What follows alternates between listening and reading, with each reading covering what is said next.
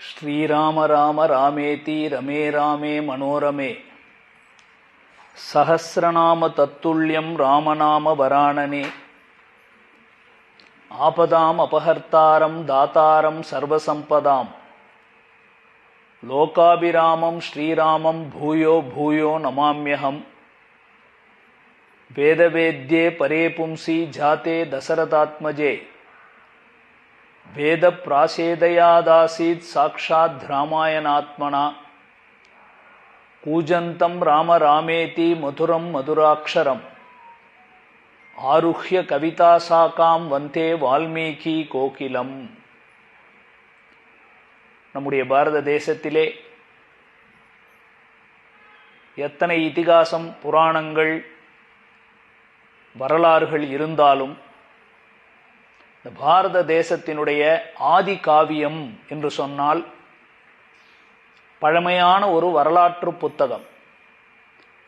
அப்படின்னா ஒரு documented history book அப்படின்னு சொன்னீங்கன்னா பாரத தேசத்தில் மட்டும் அல்ல, இந்த உலகத்திலேயே மிக பழமையான ஒருவராலே எழுதப்பட்ட புத்தகம் அப்படின்னு சொல்லணும்னா அந்த பெருமை ஸ்ரீ வால்மீகி மகரிஷியால் அருளப்பட்ட வால்மீகி ராமாயணத்திற்கு மட்டுமே உண்டு. அதனால தான் அதற்கு ஆதி காவியம் என்று சொல்லுவார்கள். இன்னைக்கு யாரோ மனிதர்களால் எழுதப்பட்ட புத்தகங்களைப் போல அல்ல.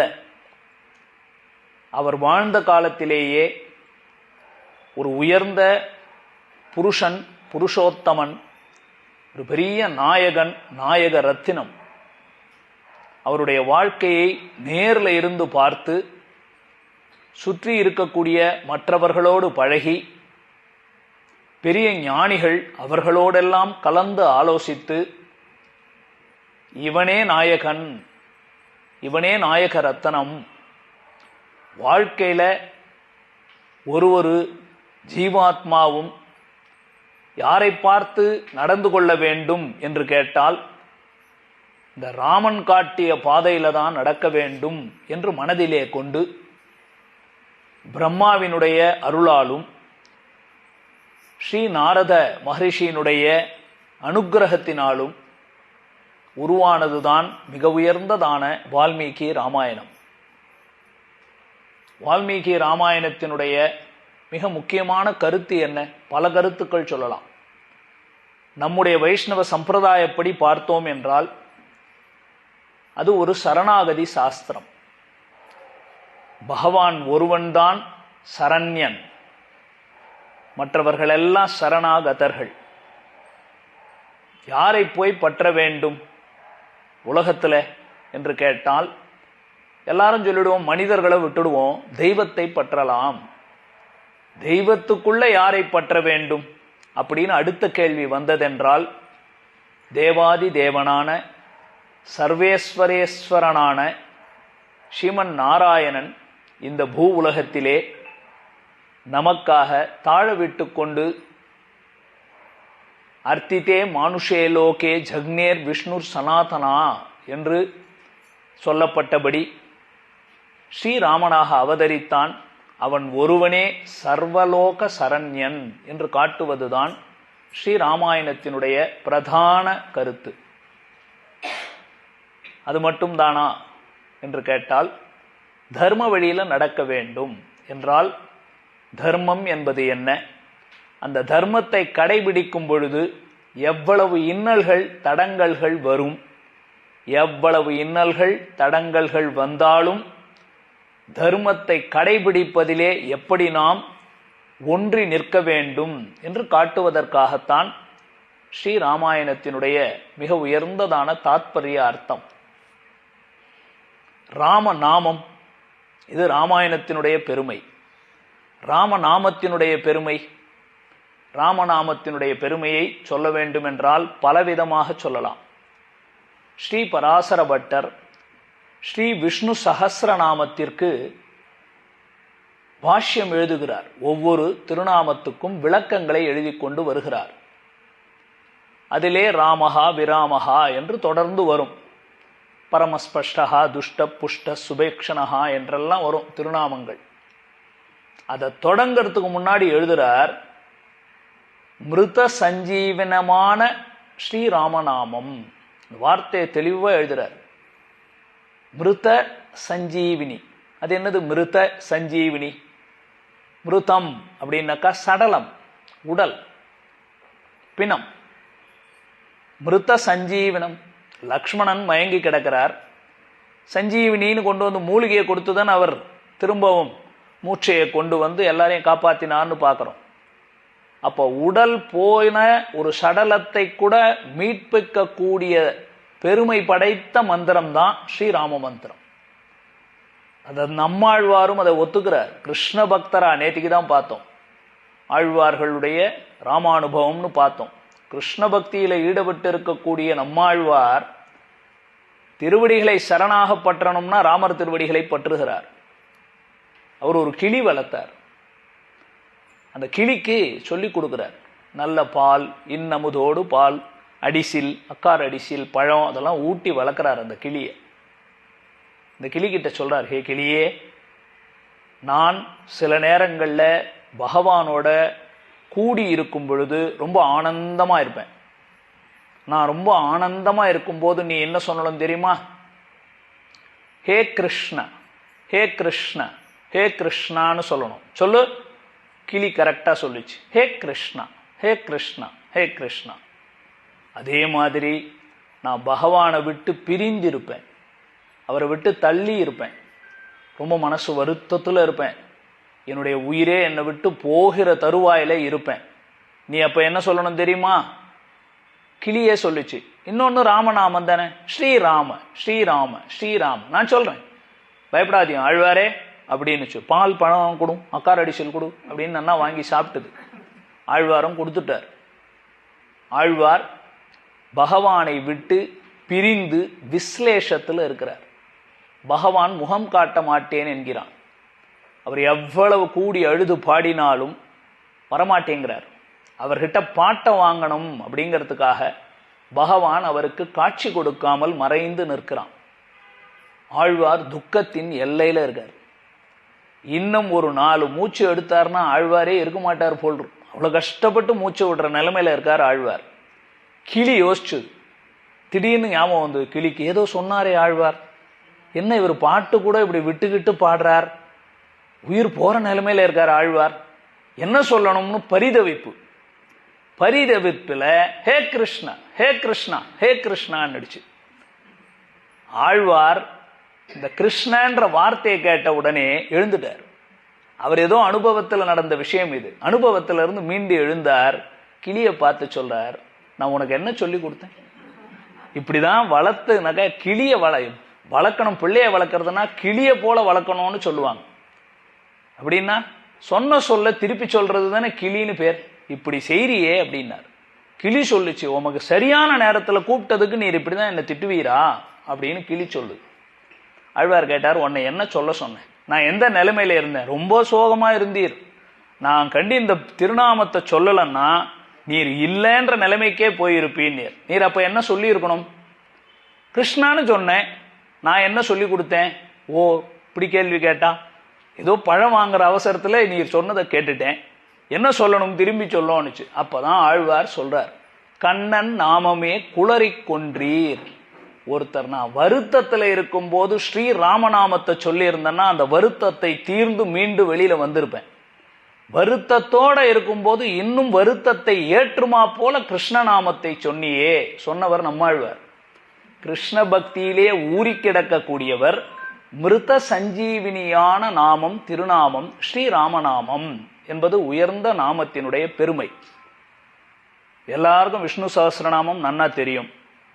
அதுல கடைசியில வரக்கூடிய பார்வதி தேவியினுடைய கேள்வியும் எல்லாருக்கும் தெரியும். கேனோபாயேன லகுணோர் விஷ்ணோர் நாம சஹஸ்ரகம் பட்டியதேர் பண்டிதைர் நித்யம் ஸ்ரோதுமிச்சாம் அகம் பிரபு அப்படின்னு கேட்க நாம கடன்னு சொல்லிடுறோம் சஹஸ்ரநாமத்தை. ஸ்ரீராம ராம ராமேதி சஹஸ்ரநாம தத்துல்யம்னு. ஈஸ்வரன் அப்படி சொல்லல. சிவபெருமான் கொஞ்ச நேரம் தடுத்து நிற்கிறார். அவர் ஒரு தடவை சொல்லி பார்த்துக்கிறார். பார்வதி தேவியே, இவ்வளோ ஒரு எளிமையான கேள்வியா நீ கேட்டிருக்க? ரொம்ப கடுமையான கேள்வி. 1000 திருநாமத்துல ஒரு திருநாமத்தை விட்டுற முடியுமா? எதையாவது விடுற மாதிரி திருநாமமா அது ஒன்னொன்னும்? விஸ்வம்ன்றதை விடவா, விஷ்ணுன்றதை விடுறதா, வஷட்காரகான்றதை விடுறதா? ஒவ்வொரு திருநாமமுமே மிக உயர்ந்ததாயிற்றே, அது எப்படி விட முடியும் அப்படின்னு அவர் மனசு திகைச்சு போய் நிற்கிறார். பிராட்டி கேட்கிறா, கேட்ட கேள்விக்கு பதில் சொல்லும். ஏன்னா நாம தேவர்கள், நமக்கெல்லாம் ஞானம், சக்தி, சிரத்தை எல்லாம் இருக்கு. மனிதர்களுக்கு நேரம் கிடைக்குமா, பொழுது கிடைக்குமா, சிரத்தை இருக்குமா? கலியுகம் வர வர இன்னும் குறைஞ்சுக்கிட்டே போகுமே. அப்ப அவர்களால முழுசா 1000 திருநாமம் சொல்ல முடியுமா? பாவம் இல்லையா அவர்களெல்லாம்? அவர்களுக்கு இது மாதிரி ஒரு பலன் கிடைக்க வேண்டாமா? கொஞ்சம் எளிமையா இருந்தா தானே அவர்களும் செய்வார்கள். ரொம்ப டஃப்பா கஷ்டப்பட்டு இந்த காரியத்தை செய்யினா நாளைக்கு யாரும் சகசிரநாமமே சொல்லாம போயிட்டான்னா, சகசிரநாமம் சொல்றவன் சொல்லட்டும், முடியல ஐயா எளிமையா ஏதாவது சொல்லிக் கொடும் அப்படிங்கிறவனுக்கு ஏதாவது வழி சொல்ல மாட்டீரா அப்படின்னு கேட்க, அவர் சொன்னோம்னா என்ன சொல்லியிருக்கலாம்? முதல்ல 122 திருநாமங்கள் பகவானுடைய பரத்வத்தை பற்றி சொன்ன திருநாமங்கள். அதுக்கப்புறம் 148வது திருநாமம் வரை பகவானுடைய வியூக வாசுதேவனாக இருக்கக்கூடிய உயர்ந்த திருநாமங்கள். 149 இருந்து 1000வது திருநாமம் வரையில பகவானுடைய விபவ அவதாரங்கள், அர்ச்சையை பற்றின திருநாமங்கள். அதுக்குள்ள எத்தனையோ வகைப்பட்ட திருநாமங்கள் இருக்கு. எல்லாத்தையும் அலசி ஆராயிறார். எதை சொல்லுவது, எது இருக்கும்னு அப்படியே யோசிக்கிறார். அவருக்கு பிடிச்ச திருநாமமா கடைசியில சொல்றார். எது உயர்ந்த திருநாமம் அப்படின்னா, இப்ப 27 முறை சொன்னமே, ஸ்ரீராம ராம ராமேதி ரமே ராமே மனோரமே சஹஸ்ரநாம தத்துல்யம் ராம நாம வராணனே.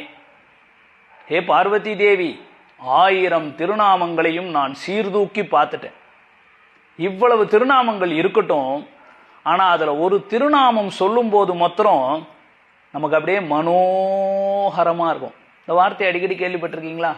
மனோரமே, மனோகரம் அப்படின்னா என்ன? மனசை ஹரித்தல். மனோகரம் அப்படின்னா மனசை ஹரித்தல் அப்படின்னா அபகரித்து போதல்னு அர்த்தம். மனோரமேன்னா மனசை ஆனந்தம் பண்ணுகிறது. எங்கேயோ துக்கத்துல இருந்தா கூட இந்த நாமத்தை சொன்னோம்னா மனசு அப்படியே ஆனந்தம் ஆயிடுதான். எந்த திருநாமம்? அவரே அதை 3 தடவை சொல்லுகிறார். ஸ்ரீராம ராம ஸ்ரீராம ராம ராம ஈதி. அப்ப விடாம சொல்றார். வெறுமனே ராமநாமம் அப்படின்னு சொல்லல பாருங்க. ராம ராம ராம அப்படி சொல்லணும் நாமம். அந்த ராமநாமம் தான் 1000 திருநாமங்களுக்குள்ளே மிகவும் மனோரம்யமான ராமம். மனோரம்யமான நாமம்னா தமிழ் எப்படி சொல்றது? மனத்துக்கு இனிமையான நாமம். தலைப்புக்கு வரணும் இல்லையா? சுவாமி நீர் ஏதோ ஆரம்பிச்சீர், தலைப்பு மனைத்துக்கு இனியான்னு போட்டிருக்கீர். நேத்திக்கு இப்படிதான் ஆழ்வார்கள் ராமானுபவம்னு ஆரம்பிச்சீர். ஏதோ நீர் ஷார்ட் லெக்சர்னு போட்டு நாங்க நம்பி வந்துட்டோம். இங்க வந்த உடனே நீர் 1.5 மணி நேரம் போட்டு இழுத்துட்டீர். அதையும் முடிக்கலாமா வேணாமான்னு இழுத்து முடிச்சீர். இன்னைக்கு ஆரம்பமே இன்னும் உள்ளேயே வரலையேன்னா கவலைப்படாதீங்கோ. இன்னைக்கு கதாபாகமாவும் சேர்த்துதான். நேற்று அனுபவம்லாம் குறையே இல்லை. முக்கியமான அனுபவம் குலசேகர ஆழ்வாரை பற்றி விரிவா அனுபவிச்சு இருக்கணும். நேரமின்மை காரணமாக ஆழ்வார் அனுபவம் அடியேன் அதெல்லாம் வியாக்கியானமா நீங்கெல்லாம் கேட்டிருக்கீங்க. இங்க இருக்கிறவங்க எல்லாருமே பெருமாள் திருமொழியை வியாக்கியான பரமாக அனுபவிச்சிருக்கோம். டாக்டர் மைதிலி வராசுவாமி அவங்க வீடுகள் திருமாளிகையில தான் அனுபவிச்சோம்னு நினைக்கிறேன். அது இருக்கு, கேட்கலாம். அதனால அனுபவம்னா ராமானுபவத்தை ஏதோ 10 நிமிஷத்துல பேசுறது இல்லை. ஏதோ நாமும் கடலை கரையில இருந்து பார்த்தோம்னு பார்க்கிறோம். இப்ப எதுக்கு வந்துட்டோம்? மனோரமம் அப்படின்னாக்கா மனத்துக்கு இனியான் அப்படிங்கிற வார்த்தைக்கு வந்துட்டோம். ராமநாமத்தின் மகிமையை பார்த்தோம் இல்லையா? யார் சொல்லணும்? ராமநாமத்தின் மகிமையை உலகத்திலேயே பிரதானமான விஷ்ணு பக்தர் இல்ல, உயர்ந்த ராம பக்தர் சிவபெருமான். ஏன் அவருக்கு இவ்வளவு பக்தி பகவான் இடத்துல? பல விஷயங்கள் சொல்லலாம். முக்கியமான ஒரு கருத்து, அவர் நாமும் இந்த ராவணன் இந்த நிலைக்கு ஆகிறதுக்கு இவ்வளவு அகங்காரம் திமிர் பிடித்து திரிவதற்கு நாமும் ஒரு காரணமாயிட்டோமே அப்படின்னு அவருக்கு மனசுல ஒரு வருத்தம் உண்டு. அவனுக்கு சந்திரஹாசம் என்ற வாளை கொடுத்தவர் சிவபெருமான். கைலாய மலையையே அசைக்கிற அளவுக்கு அகங்காரத்தோடு திரிந்த பொழுது அதே சிவபெருமான் தன்னால் முடியவில்லை என்றால் அப்பொழுதே ஸ்ரீமன் நாராயணனை பிரார்த்தித்து மகாவிஷ்ணுவை பிரார்த்தித்து இவனை அடக்க வேண்டும்னு பிரார்த்திச்சிருக்கலாம். அவரும் ஒன்றும் பண்ணலை. அதாவது அவன் ஏற்கனவே கெட்டவன். குரங்கு, இந்த குரங்கு கல்லை வேற குடிச்சிட்டான். அவனுக்கு மேலே மேலே இன்னும் பலத்தை கொடுத்து அவனுக்கு என்ன ஆயிடுச்சு, ஏற்கனவே புஜபலம். இவர்களெல்லாம் சேர்த்து வரபலத்தை ஏற்றி கொடுக்கிறார்கள். அவருக்கு மனசுல ஒரு மூலையில வருத்தம் இருக்கும் இல்லையா, இவன் இவ்வளவு கொடுமைப்படுத்துகிறான்னா நாமும் அதுல ஒரு சின்ன காரணம் ஆயிட்டமே, யார்தான் இப்படி இருக்கக்கூடியவனை அழித்து தர்மத்தை நிலைநாட்டப் போகிறார்கள்? காத்து கொண்டிருந்தார். ஸ்ரீராமன் ஏதோ திடீர்னு தூண்ல தோண்டினார், தூண்ல இருந்து வந்து நரசிம்மரா பண்ணார்னு பண்ணாமல் ராமராக 11,000 வருஷம் எந்த தெய்வம் இருந்திருக்கு பாருங்க. நீங்கெல்லாம் சரித்திரம் படிக்கிருப்பீங்க, பல மதங்களினுடைய கடவுள்கள் சரித்திரம் படிக்கிறோம். எந்த கடவுள் 11,000 வருஷம் இந்த பூமியில இருந்ததா இருக்கா? தெளிவா எழுதுறார் வால்மீகி. 10,000 + 1 11,000 வருஷம் ஒரு பரதெய்வம் தன்னை தாழ விட்டு கொண்டு நான் மனிதர்களுக்குள் ஒருவன் வந்து மனிதர்க்கா படாதனப்பட்டுங்கிறார் ஆழ்வார். நம்ம ஏதோ சாதாரணமா அந்த வாழ்த்தையை சொல்லிடுறோம், அது அப்படி சொல்லக்கூடாது. மனிதர்க்கா படாதனப்பட்டு, மனுஷனை போல நீ கஷ்டப்படணுமா ஒரு பரதெய்வம் அப்படின்னு போல செய்தார் இல்லையா? அதனாலதான் சிவபெருமானுக்கு ராமநாமத்தில் அவ்வளவு ஈடுபாடு. பல நேரங்களில் ராமநாமத்தை ஜபித்து கொண்டுதான் சிவபெருமான் அமர்ந்திருக்கிறார் என்பது முன்னோர்களுடைய கூற்று. இதெல்லாம் பெருசு இல்லை. அவர் தெய்வம், தேவர். என்னதான் தேவர்களா இருந்தா அவர்களுக்கு வேண்டியவர்களை பாடுவார்கள். ராமனுக்கு பெருமை என்ன தெரியுமா? எதிரிகளும் போற்றக்கூடிய குணம் படைத்தவன் தான் ராமன். வாலி எல்லாருக்கும் தெரியும். வாலி மறைந்திருந்து ராமர் பானத்தை எய்தார், மேல அம்பு குத்தி கீழே விழுந்து கிடக்கிறான். அவனுக்கு முதல்ல பார்க்கறான், என் மேல பானம் போட்டது யாரா? கோபமா பார்க்கறான். அப்படி அகங்காரமா வாழ்ந்தவன் இல்லையா? ராவணனையே தன்னுடைய தோளுக்கும் கைக்கும் நடுவுல வச்சு கொண்டு போய் திசையா சுத்திட்டு வந்து விட்ட பராக்கிரமசாலி அந்த வாலி. அப்பேற்பட்ட வாலி என் மார்பிலே பானத்தை போட்டவன் யார்? அதுவும் நான் யுத்தம் பண்ணி கொண்டிருப்பது என்னுடைய தம்பியினிடத்திலே மல்யுத்தம் பண்ணி கொண்டிருக்கிறேன். யார் அது பானத்தை போட்டது? அவனுக்கு அடங்காத கோபம். அந்த கோபத்தோட இருக்கிறவன் தன்னுடைய மார்புல குத்தி இருக்கக்கூடிய அம்பு யாருடைய அம்பு பார்க்கணும் அப்படின்னு அந்த அம்பை எடுத்து இப்படி திருப்பி பார்க்கறான். அந்த அம்பிலே ஒரு 2 எழுத்துக்கள் எழுதப்பட்டிருக்கு. கம்பர் எழுதுறார், மூ உலகுக்கெல்லாம் மும்மைசால் மந்திரத்தை தன்னையே தமர்க்கு நல்கும் தனிப்பதத்தை இம்மைக்கும் 7 பிறவிக்கும் மருந்தினை ராம என்ற செம்மை சொல்லை அவன் கண்டான். எவ்வளவு அழகான வாக்கியம் தெரியுமா? கம்பர் எழுதுற வார்த்தை. எப்ப கிடக்கிறான், உயிர் போகுது, மறைந்திருந்து அடிச்சுட்டானே அப்படிங்கிற கோபமும் உள்ள இருக்கு. ஆனா அவ்வளவு கோபம் இருக்கிறவன் எதை பார்த்தான்னு சொல்றாரு பாருங்க. கம்பருடைய அழகான வாக்கியம் இது, ரொம்ப முக்கியமான வாக்கியம்.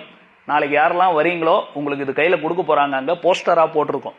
கிட்டத்தட்ட இந்த ராமருடைய பிராண பிரதிஷ்டைக்காக பல இடங்களிலே அந்த ராம தீர்த்தா ட்ரஸ்ட், அந்த ராம ஜன்ம பூமியில இருக்கிறவங்க பாரத தேசம் முழுக்க பல இடங்கள்ல போய் அக்ஷதைகள் படங்களை கொடுத்து விண்ணப்பம் செய்து விளக்கேத்துங்கோ வாங்கோன்னு கூப்பிட்டுருக்காங்க.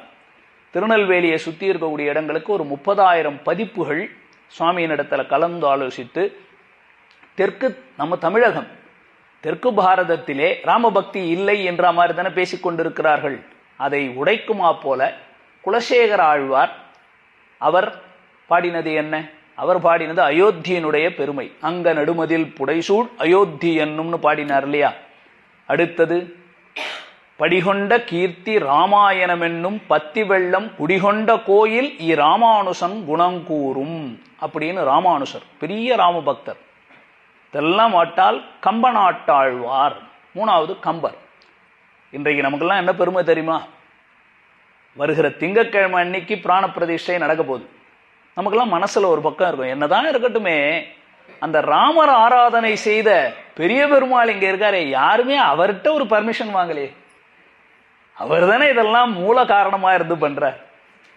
ராமர் வேறல்ல, அவர் ஆராதனை செய்த பெரிய பெருமாள் வேறல்ல. அப்போ வேற்பத்தான திவ்ய தேசம் பூலோக வைகுண்டத்திலே சயனித்து சேவை சாதிக்கக்கூடிய பெரு பெருமாள் பிரம்மாவால் ஆராதனை செய்யப்பட்டு, விவஸ்வான் என்று சொல்லக்கூடிய சூரியனாலும் இஷ்வாகு குலத்தில் அனைவராலும் ஆராதனை செய்யப்பட்டு, தசரதனால் ஆராதனை செய்யப்பட்டு, ஸ்ரீராமரே சகபத்னியா விசாலாக்ஷா நாராயணம் உபாகமது என்று ஆனந்தமாக பகவானை பூஜை செய்திருக்காரே, அந்த பெருமாள் சங்கல்பிக்கணுமா இல்லையா? ராமர் மறுநாள் முடிசூடணும்னு முடிவாயிடுச்சு. ராமருக்கே சந்தேகம், முடிய சூட்டிட்டாங்கன்னா, ஒருவேளை முடிய சூட்டிட்டா கதையே போச்சே. நாம போய் விபீஷணனை பார்க்கணும், சுக்ரீவனோட ஃப்ரெண்ட்ஷிப் பண்ணிக்கணும், குஹனோட ஃப்ரெண்ட்ஷிப் பண்ணிக்கணும், விபீஷணன் இருக்கான் அவங்கிட்ட போகணும், இத்தனை அடியார்களை போய் பார்க்கணும். முடிய கிடிய சூட்டி உட்கார வச்சுட்டா, ராஜ்யத்தை தலையில வச்சுட்டா வம்பாயிடுமே. அவரே என்ன பண்ணார், தான் வணங்குற தெய்வமாற பெரிய பெருமாள்கிட்ட போய் பிரார்த்திக்கிறார். பெரிய பெருமாளே, என்ன இது கதை வேற மாதிரியா போதே, நாம இப்படி பேசிக்கிட்டு வரலையே அப்படின்னு சொல்ல, பெரிய பெருமாள் தான் அதோ பால்கனியில ஏத்தி விட்டுருக்கோம் பார் ஒருத்தியார், கூனி கலக்கியமா மனத்தனலாய் கைகேசி வரம் வேண்டன்னு அங்க ஆரம்பிச்சார். அப்ப அந்த பெரிய பெருமாளுடைய அனுகிரகம் இல்லாம நடக்குமா அப்படின்னு మనக்கெல்லாம் வரசுல இருந்திருக்கும் இல்லையா? அதெல்லாம் பெரிய பெருமாளே நடத்திக்குவார். அவர் என்ன வேணாலும் பண்ணுவார். அவர் கூப்பிட்டு பிரதானமா யார் எதுக்கெல்லாம் மூல காரணமா ஒரு சக்தி, அவரால் அனுப்பப்பட்ட சக்தி தான் இன்னைக்கு இந்த பாரத தேசத்தை ஆண்டு கொண்டு இருக்கிறது. இதெல்லாம் மனிதர்கள் செய்யற காரியமே அல்ல. கலியுகத்துல இவ்வளவு சுற்றி கெட்டவர்களுக்கு நடுவுல இப்படி ஒரு காரியத்தை செய்ய முடியும்னா அது ஒரு சில கர்ம யோகிகளுக்குத்தான் பகவான் அந்த சக்தியை கொடுக்கிறார். இன்னைக்கு அங்க போய் அந்த இடத்துல இருந்து பெருமை என்ன தெரியுமா? கம்பராமாயணத்துக்கு அவ்வளவு முக்கியத்துவம் கொடுக்கிறார். கம்பராமாயணம் அரங்கேறிய இடம் என்று மேட்டழகிய சிங்கர்னு சொல்லுவாங்க. ஸ்ரீரங்கத்துல மேட்டழகிய சிங்கர் மாடி மேல படியேறி போனா மேல சிறங்க ரொம்ப பேர் போக மாட்டோம், நேரா போக வேண்டியது, பெரிய பெருமாளை பிடி சுத்த வேண்டியது, ரங்கா ரங்கா ரங்காண்ண வேண்டியது, அப்படியே ஓடி வந்துடுறது. இல்லைன்னா அப்படியே ஒரு அவசர அவசரமா ஒரு சுத்துறது. மிஞ்சி போனா தாயார், பெருமாளை சேவிச்சாச்சா, தாயாரை சேவிச்சாச்சா, அப்படியே ஓடி வந்துடுறது. இது ஒரு கோஷ்டி. இன்னொரு கோஷ்டி இருக்கு, பெருமாள் தாயார்கிட்டயே போகாது. அது எங்க போகணும்? நேரா ராமானுஜம், வேற எங்கேயும் இல்லை. எப்போ அவர் தீர்த்த கோஷ்டி பெருமாளுக்கு திருவா அங்க போறது, நேரா தீர்த்தம் வாங்கிட்டு வந்துருவாங்க. இன்னும் சில கோஷ்டி உண்டு, காமியார்த்த பக்தி. எங்க போய் எதை சுத்தனா என்ன கிடைக்கும்? சக்கரத்தாழ்வார் சந்நிதியில கூட்டம் வரும். அவர் நான் கொடுக்குறேன்றதுக்காக இருக்கார், அவர் ஏதோ ஆழ்வார், சக்கரத்தாழ்வார். அவர் பெருமாள் யாரெல்லாம் விரோதிகளை நிரசனம் செய்யறதுக்காக இருக்கார்.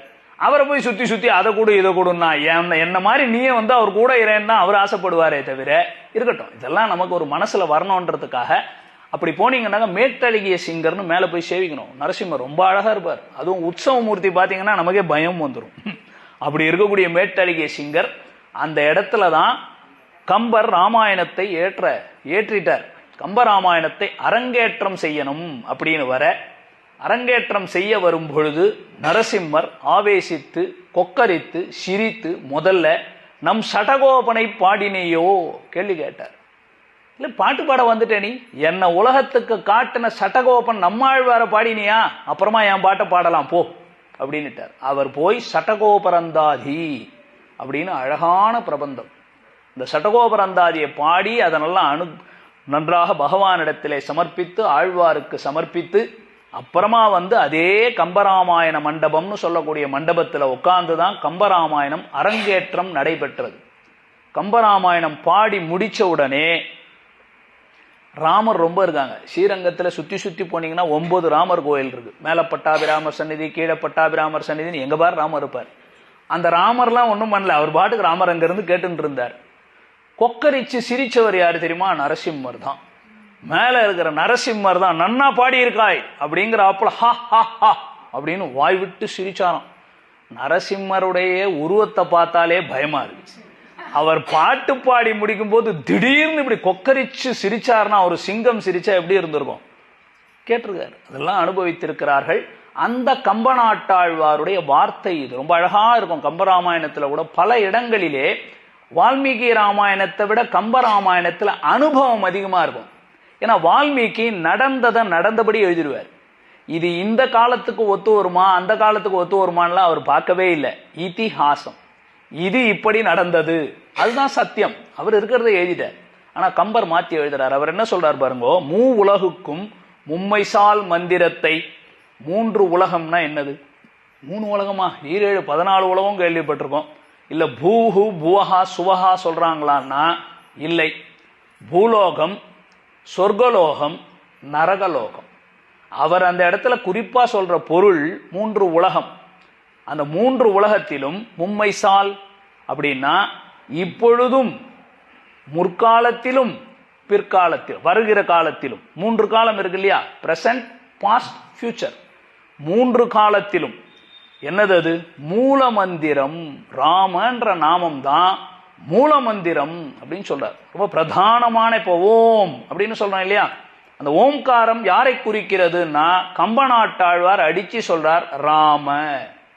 ராமனைத்தான் சொல்லுது. நீர் யாரோ ஓம் ஓம் அங்க இருக்கார், அகாரார்த்தோ விஷ்ணு ஜெகதோதய ரக்ஷா பிரளயகிறது எல்லாம் ஏதோ பெரியவங்க 4 பேர் உட்கார்ந்து பேசுங்க ஐயா, எங்களுக்கு தெரியணுமே.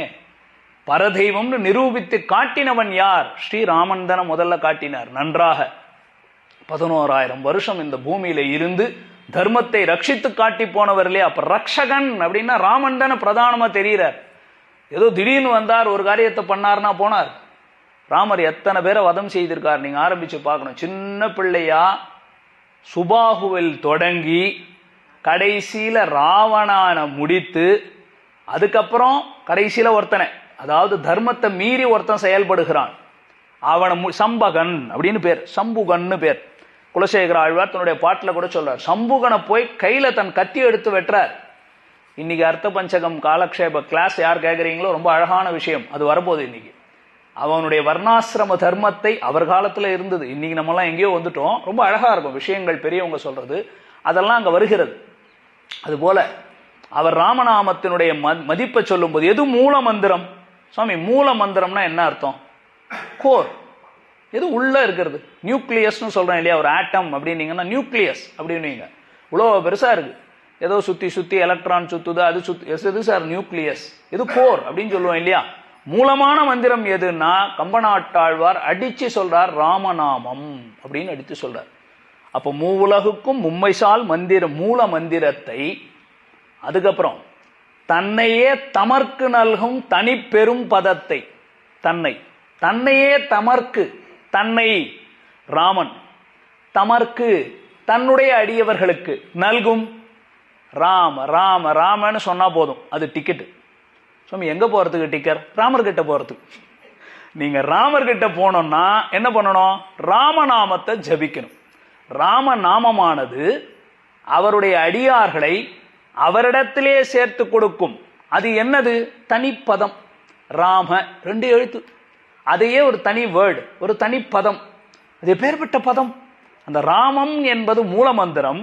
ராமம் என்பதை ஒரு தனி பதமாக கொள்ளலாம். ஸ்ரீராமனையே பெற்றுக் கொடுக்கும். ஸ்ரீராமன் வேறல்ல, ஸ்ரீமன் நாராயணன் வேறல்ல. அப்போ பரமபதத்தையே பெற்றுக் கொடுக்கும். அதுக்கப்புறமா இம்மைக்கும் 7 பிறவிக்கும் நோய் நீக்கும் மருந்து. அது என்ன நோய் சுவாமி? இம்மைன்னா இந்த ஜென்மம், 7 பிறவி. என்ன நோய்னு கேட்டா, எனக்கு இப்ப சுகர் இருக்கு, அடுத்த ஜென்மத்துல நான் சிங்கமா பிறந்தா யார் எனக்கு சுகர்லாம் பார்த்து சொல்லுவாங்க? அது எந்த டாக்டர் கிட்ட போய் என்னத்தை டெஸ்ட் பண்ணி என்ன வரும்? அது என்னன்னே தெரியல. தானா ஒரே நோய் என்ன தெரியுமா நம்ம எல்லாருக்கும்? there is a common disease for all of us. எல்லாருக்கும் விடாம துரத்திக்கிட்டே வர்ற ஒரு பெரிய நோய் இருக்கு.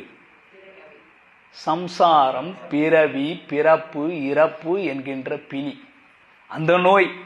மீதி இருக்கிற நோயெல்லாம் இந்த உடம்புக்கு இப்ப வந்துட்டு போறதுக்கு தான். ஆனா ஒரு நோய் நம்மள விடாம தொடர்ந்து வருது. அந்த நோய் எதுன்னு சொல்றார்? சம்சாரம், பிறப்பு, இறப்பு என்கின்ற நோய். அந்த நோயையே நீக்கி கொடுக்கும். எப்பேற்பட்ட மந்திரம் பாத்தீங்களா? அப்ப பேர்பட்ட மிக உயர்ந்ததான ராமநந்திரம். அது சொல்றார், அது ராம என்ற செம்மை சொல்லை, மிக செழுமையானது, பல அர்த்தங்கள் பொருந்தியது. பேர்பட்ட சொல்லை கண்டான், கண்ணார பார்க்கிறான், எடுத்து அதை பார்த்து திகைச்சு போயிருந்துதான் அதுக்கப்புறம் பேசுகிறான். அதனால நீங்க ராமநாமத்தினுடைய மந்திரம் அது எப்பேற்பட்ட பெருமை படைத்ததுன்னு பார்த்தோம். ராமஹா அப்படின்னு சொன்னால் அதற்கு என்ன பொருள்? ரமயதீதி ராமஹா. அவ்வளோ எளிமையான பொருள் பாருங்க. ராமன் அப்படின்ற பொருளுக்கு என்ன பொருள் அப்படின்னா ரமயதி இதி ராமஹா. ரமயத அப்படின்னா ஆனந்தம், மகிழ்ச்சி, நல்ல ஆனந்தத்தை கொடுக்கக்கூடியது, இவ்வளவுதான் பொருள். அங்கேயே வந்துடுச்சு. அப்படின்னா என்ன அர்த்தம்? இவ்வளோலாம் கஷ்டப்பட்டு தமிழில் சொல்கிறோம் இல்லை, எங்கள் அம்மா ஆண்டாள் பார்த்தா, நம்மளெல்லாம் பார்த்தா, இந்த பிள்ளைகளுக்கெல்லாம் இப்படி சொன்னால் பிடிக்காது. நீங்கள்லாம் திருப்பாவை படிக்கிறீங்களாடா அப்படின்னு நம்மளை பார்த்து கேட்டா, சொல்லிக் கொடுத்தாயே நாங்களும் கற்றுக்குறோம் அப்படின்னு நம்மளும் படித்தோம். ஒரு பாட்டாக பாடிக்கிட்டு வந்தா 12வது பாட்டு வந்தது. முகில் வண்ணன் பேர்பாடான்னு கீழ்பாட்டு. 12வது பாட்டு வந்தவுடனே சினத்தினால் தென்னிலங்கை கோமானை செற்ற அப்படின்னா நாம கண்ணு இப்படியே திறந்தோம். மனத்துக்கு இனியானை அப்படியே சாந்தப்படுத்திட்டான். கவனமா கேளுங்கோ. சினத்தினால் தென்னிலங்கை கோமானை செற்ற அப்படின்னா என்ன வந்திருக்கணும்? வீரனைன்னு சொல்லி இருக்கணுமா? பலமுடையவனைன்னு சொல்லி இருக்கணுமா? கலியே துயிலழாயின்னு பின்னாடி பாடப்போறா. கலின்னு சொல்லி இருக்கலாம், மிடுக்குடையவன் சொல்லி இருக்கலாம், பலமுடையவன் சொல்லி இருக்கலாம். ஆனா ஆண்டாள் என்ன சொல்றா? கோபத்தோடு இருந்த மனசுக்கு ஆனந்தத்தை கொடுக்கிறவனை. ஒத்து போதா? நீங்களே கற்பனை பண்ணி பாருங்க. நான் இப்போ உங்ககிட்ட சாந்தமா பேசுறேன், அது பண்றீங்க இது பண்றீங்க, என்ன பண்றீங்கன்னா எவ்வளவு மனசுக்கு ஆனந்தமா பேசுறாருல. யாராவது ஒத்துக்குவீங்களா? ஒத்தே வராது. ஆனா ஆண்டாள் தெளிவா எழுதுறா, சினத்தினால் தென்னிலங்கை கோமானை செற்ற. தென்னிலங்கை கோமான் ராவணன், தென்னிலங்கை கோமானை செற்ற, அவனை அழித்த. எதனால அழிச்சார்? கோபத்தாலேயே அழிச்சிட்டார். கோபத்தாலேயே அழிச்சவர் எப்படி இருக்காருன்னு கேட்டா நம்முடைய மனசுக்கு ரொம்ப ஆனந்தத்தை கொடுக்கிறவரா இருக்காருல்ல. சொல்ல முடியுமா? ஆனா சொல்லியிருக்கா. ஏன் தெரியுமா சொல்லியிருக்கா? மனைவியா பாடினா நன்னாதான் இருக்கும். ஒரு மனைவி புருஷன் 2 பேர் நடந்து போறாங்க. நடந்து போயிட்டு இருக்கும்போது பக்கத்துல ஒருத்தன் ரொம்ப துன்புறுத்திக்கிட்டே இருக்கான். வரான், நச்சு பண்றான். அப்படி நல்ல மார்க்கெட், இதை பெங்களூர்ல போறீங்கன்னு வச்சுக்கோங்க, நல்ல கடை வீதியில போறீங்க. இந்த ஊர்ல சில பேர் அதுக்குன்னு இருப்பான் இல்லையா, ஏதோ பானத்தை பண்ணிட்டு பாவம் அவனுக்கு என்ன பண்றோன்னு தெரியாம. இந்த பெண்கள் போறாங்கன்னா கிண்டல் பண்றான், கேலி பண்றான், ஏதோ பண்றான், தொட வரான், என்னவோ பண்றான். அந்த பெண் துடிக்கிறா, கஷ்டப்படுறா. அப்ப புருஷன் என்ன பண்ணணும்? பொறுத்துக்கோ, அவங்கெல்லாம் அப்படித்தான் நடந்துக்குவாங்க அப்படின்னா நல்லா இருக்குமா? இன்னி சபையில் இப்படி தெருலெல்லாம் வந்து இப்படிலாம் பண்ணக்கூடாது. அவன் ஏதோ எத்தனையோ பேர் போறாங்க, அதெல்லாம் கண்டுக்க கூடாது. அவன் திருப்பி திருப்பி திருப்பி தொல்லை பண்றான், அசிங்கப்படுத்துறான், கேலியா பேசுறான், கை மேல வச்சிடுற நிலைமைக்கு வந்துட்டான். அந்த புருஷன் அப்பவும் பார்த்து அவனையும் பார்த்து, ஐயா நன்றி வணக்கம், நல்ல காரியம் பண்ணீர் அப்படின்னு சொல்லுவான். அப்படி சொன்னா அவன் நல்ல புருஷனா? அந்த இடத்துல சினம் வரலன்னு வச்சுக்கோங்க, அது குணம் இல்லை. அவன் அந்த இடத்துல கோபப்படலைன்னா அவன் அப்புறம் அவன் மனிதனா? புருஷன்ற பேருக்கு அர்த்தம் இல்லை இல்லையா? அதனால சொல்றா சினம் என்னும் குணம் தான் சொல்றா. எதனால கோபம் வந்தது பிராட்டிக்கு? அது ஒரு தனி சரித்திரம், இப்ப அதுக்குள்ள போக வேண்டாம், உங்களுக்கு எல்லாம் தெரியும். பல தடவை அவனை திருத்த முயற்சி செய்கிறார், அந்த முயற்சிகள் தோல்வியுற்றன. அப்ப கூட கோபப்படல. தன் மேல பானத்தை பிரயோகிக்கிறான், உடம்பெல்லாம் விழுப்புண்கள் அப்படியே பொங்கி கிடக்கிறது, கோபப்படல. தன்னுடைய அடியவனான ஹனுமான் மேல பானத்தை போடுகிறான். ஹனுமான் மேல பானத்தை போட போட இவரும் என்னென்னவோ தடுக்க பார்க்கிறார். அவனுக்கு என்ன, இவர் என்ன ஆனந்தமா சிரிச்சுக்கிட்டே சண்டை போடுறாரு. கோவப்பட வச்சாதானே தப்பு பண்ணுவார். ராமரை கோவப்பட வைக்கணும்னு பார்க்கறான். அவருக்கு கோபமே வராது. அவர் கோபம் ராமர் கூப்பிட்டா வரும், கோபமே தள்ளி போனா போயிடும், அப்படிதான் இருந்தார். ஆனா இப்ப ராமர் என்ன ஆயிட்டார்னா கோபஸ்ய வசமே இவான், கோபத்தின் வசப்பட்டு விட்டார். அவருக்கு ஏன் கோபம் வந்ததுன்னு பார்க்கணும். அப்படின்னா தன்னுடைய அடியவன் அவன் துன்புறுத்தப்படும் பொழுது அதை பகவான் பொறுப்பது கிடையாது. இததான் நெஞ்சியர் நமக்கெல்லாம் புரிகிற மாதிரி சொன்னார். எம்பெருமான் அவதரித்து பண்ணின ஆணை தொழில்கள் எல்லாம் பாகவத அபசாரம் பொறாமையாலே. எவ்வளவு அழகான வாக்கியம் இல்லை? இதெல்லாம் பல தடவை கேட்ட விஷயங்கள் தான். அதனால சினத்தினால் தென் இலங்கை கோமானை செற்ற. ஆனா மனத்துக்கு நீயாயினேன்னு ஏன் சொன்னாள் அப்படின்னா இங்கதான் ரொம்ப வேலை இருக்கு. சினம் என்பது குணம்னு பார்த்துட்டோம். அப்ப கோபமா இருந்தா மனசுல பிடிக்குமான்னா அன்னைக்கு அந்த மனைவிக்கு பிடிக்குமா இல்லையா? அவர் பார்க்கும்போது அன்னைக்கு புருஷன் ஏன் நேற்று என்ன தெரியுமா பண்ணார், ஒருத்தன் பின்னாடியே தொல்லை பண்ணிக்கிட்டே வந்தான். அவ ஃப்ரெண்டு கிட்ட இந்த மாதிரி சொல்லுவா. அவன் பாட்டுக்கு நானும் சொல்லி பார்க்கறேன், எங்க வீட்டுக்காரர் எவ்வளவு நாள் பொறுமையா இருந்தாரு தெரியுமா, கோபத்துல திரும்பி ஒரு பார்வை பார்த்தார் பாரு, சொல்லுவாளா இல்லையா? அவளுக்கு எது பிடிக்கும்? மயங்கிட்டா, என் புருஷன் தான் அப்படின்னு அவளுக்கு மனசுல ஹரிக்கப்படுகிறாள் இல்லையா? அந்த கோணத்துல அந்த இடத்துல மனத்துக்கினியான்னு நமக்கு உதாரணத்துக்கு சொன்னாள். இப்பதான் நம்ம உள்ளே போறோம். மனத்துக்கினியான் எதை வைத்து? மனசு ரொம்ப ஆனந்தப்பட வைக்கிறார் பெருமாள். எல்லாருக்கும் ஒரே விதத்துல வருமா? ஒருத்தர் ரொம்ப பிச்சைக்காரனா இருக்கான், சாப்பிட்றதுக்கே வழி இல்லை, அவனுக்கு நல்ல ஒரு பொட்டணத்துல நல்ல பிரசாதத்தை கொண்டு போய் கொடுத்தீங்கன்னா அன்னைக்கு அது மனசுல ஆனந்தம். அவனுக்கு அன்னைக்கு வேண்டியது என்ன? ஒரு வேளை சாப்பாடு கிடைச்சதுன்னா அவனுக்கு ஆனந்தம். அப்ப மாறிக்கிட்டே இருக்குமா? மனசுல ஆனந்தம் என்பது ஒவ்வொருத்தருக்கும் ஒவ்வொரு விதமா வரும். அதை தான் இன்னைக்கு பார்க்க போறோம்.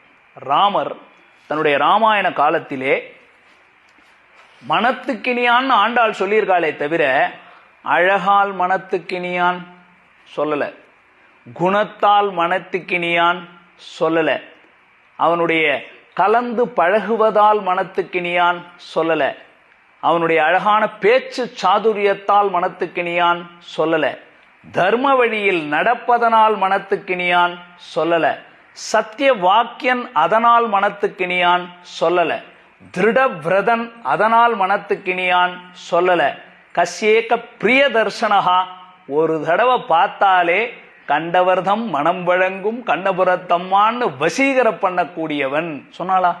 சொல்லல. ஏன்னா ராமன் அனைத்து விதமாகவும் வசீகரப்படுத்தக்கூடியவன். அதை தான் இன்னைக்கு ராமாயணத்துல கொஞ்ச நேரம் பார்க்க போறோம். கதாபாகமா தான் பார்ப்போம். ஏன் சுவாமி இவ்வளவு படிக்கட்டு கட்டினீங்கன்னா அப்பதான் அதனுடைய சீரிய பொருள் என்னன்னு புரியும் உங்களுக்கு. அதனால படிக்கட்டுக்குள்ள அடுத்து போகலாம். இன்னும் ஒரு சின்ன வித்தியாசம் பார்ப்போம். சுவாமி இவரை மனத்துக்கினியான்னு சொல்லிட்டீர், கிருஷ்ணர் மனத்துக்கினியான் இல்லையா? நீர் பாட்டுக்கு சொல்லிண்டே போறீரே, நாளைக்கு உபன்யாசம் மாத்திருவீரானா? இல்ல, கவனமா கேட்கணும். ரொம்ப அழகான கருத்து இது. கண்ணனும் மனத்துக்கினியான், கண்ணனும் மனத்துக்கினியான், ராமனும் மனத்துக்கினியானுமா? அது எப்படி சுவாமி? அழகான மாற்றத்தை காட்டுகிறார்கள். இன்னைக்கு தமிழகத்தில் நடக்கிறது. இன்னைக்கு என்ன தெரியுமா ஃபேஷன்? யார் கிண்டலா பேசுறானோ, யார் கேளிக்கையா பேசுறானோ, யார் தீம்பு பண்றானோ, யார் சில்மிஷம் பண்றானோ, யார் கேளிக்கை பண்றானோ அவன் தான் பாப்புலர். அதுதான் உலகம் இன்னைக்கு. இன்னைக்கு உலகத்துல இன்னைக்குன்னா இது கொஞ்ச நாளா இருக்கு. கலியுகம் முத்த அப்படிதான் இருக்கும். தர்மம் நேர்மைன்னு பேசினா இருக்காது. கிண்டலா பேசுறது, கேளிக்கையா பேசுறது, எடுத்தெறிஞ்சு பேசுறது, அதுதான் இன்னைக்கு பாப்புலரா இருக்கும். அது இன்னைக்கு காலகட்டம். கண்ணனுக்கும் ராமனுக்கும் என்ன வித்தியாசம் தெரியுமா? ஒருவர் தன்னுடைய குணங்களாலே மனத்துக்கினியான்னு பேர் வாங்கிட்டார். இன்னொருத்தர் தன்னுடைய தீம்புகளாலே மனத்துக்கினியான்னு பேர் வாங்கிட்டார். யார் யாருன்னு நீங்களே சொல்லிக்கோங்க. குணத்தால பேர் வாங்கினவர் ஒருத்தர், தன்னுடைய தீம்புகளால பேரை வாங்கினவர் இன்னொருத்தர். நான் சொல்லல, அந்த அம்மாவே தான் சொல்லியிருக்கேன். நேற்றுக்கு பார்த்தேன் இல்லையா? மாலாய் பிறந்த நம்பியை மாலே செய்யும் மணாலனை ஏழா பொய்கள் உரைப்பானை விட்டுற வேண்டியதானே. உன்னை இவ்வளவு பாடுபடுத்துறான் ஆண்டாள் தாயே, கிருஷ்ணன் வேணாம் தாயே, விட்டுடு. ராமனை பிடிச்சுக்கலான்னா பிரச்சனை. அவர் ஏகபத்னி விரதன், அவர் அங்க இங்கெல்லாம் திரும்ப மாட்டார். அப்ப என்ன பண்ணணும்? கண்ணன் தான் நமக்கு 16,108. அவர் எல்லாரையும் ரமிக்க கூடியவர். எதனால ரம்யம் பண்றார்? தன்னுடைய குணத்தால மட்டும் இல்ல, தன்னுடைய தீம்புகளாலே. அது ரொம்ப கஷ்டமான விஷயம் அந்த காலத்துல. அப்ப கண்ணன் தன்னுடைய தீம்புகளாலே வசீகரப்படுத்துகிறான். ஆகிலும் என் நெஞ்சம் அவனென்றே துள்ளும்னு சொல்றா இல்லையா பாசுரம், ஆழ்வார் பாசுரம். அவன் கடியன் கொடியன் நெடியமால், கடியன் கொடியன் நெடியமால், கைவுற்ற வேண்டியதுதானே. ஆனா என் மனசு அவன் பின்னாடி தானே ஓடுது, அவ்வளவுதான். அப்ப தீம்பனால் மனத்துக்கினியன் கண்ணன், குணத்தால் மனத்துக்கினியன் ராமன். சரி, அந்த கேள்விக்கும் பதில பார்த்துட்டோம். சரி, இப்போ ஒரு நாள் உள்ள போகலாம். ஸ்ரீராமாயணத்திலே ஒரு கேரக்டர், அவர்கள் எப்படி ராமன் அவர்களுக்கு மனத்துக்கினியானாக இருந்தான் அப்படின்னு உங்களுக்கு தெரிஞ்ச விஷயம்தான். அதனால நம்ம பாட்டு ஆமா சரிதான் அப்படின்னு சொல்ல போறீங்க, அவ்வளவுதான். அப்படியே கடந்து போகலாம். யார் யார்? 4 விதமா பிரிக்கணும். முதல்ல சேத்தனர்களாக இருக்கிறவர்களுக்கு தான் அனுபவிக்க முடியும். அறிவு இருக்கணும்ல, ஞானம்னு ஒண்ணு இருந்தாதான் அதை அனுபவிக்க முடியும்.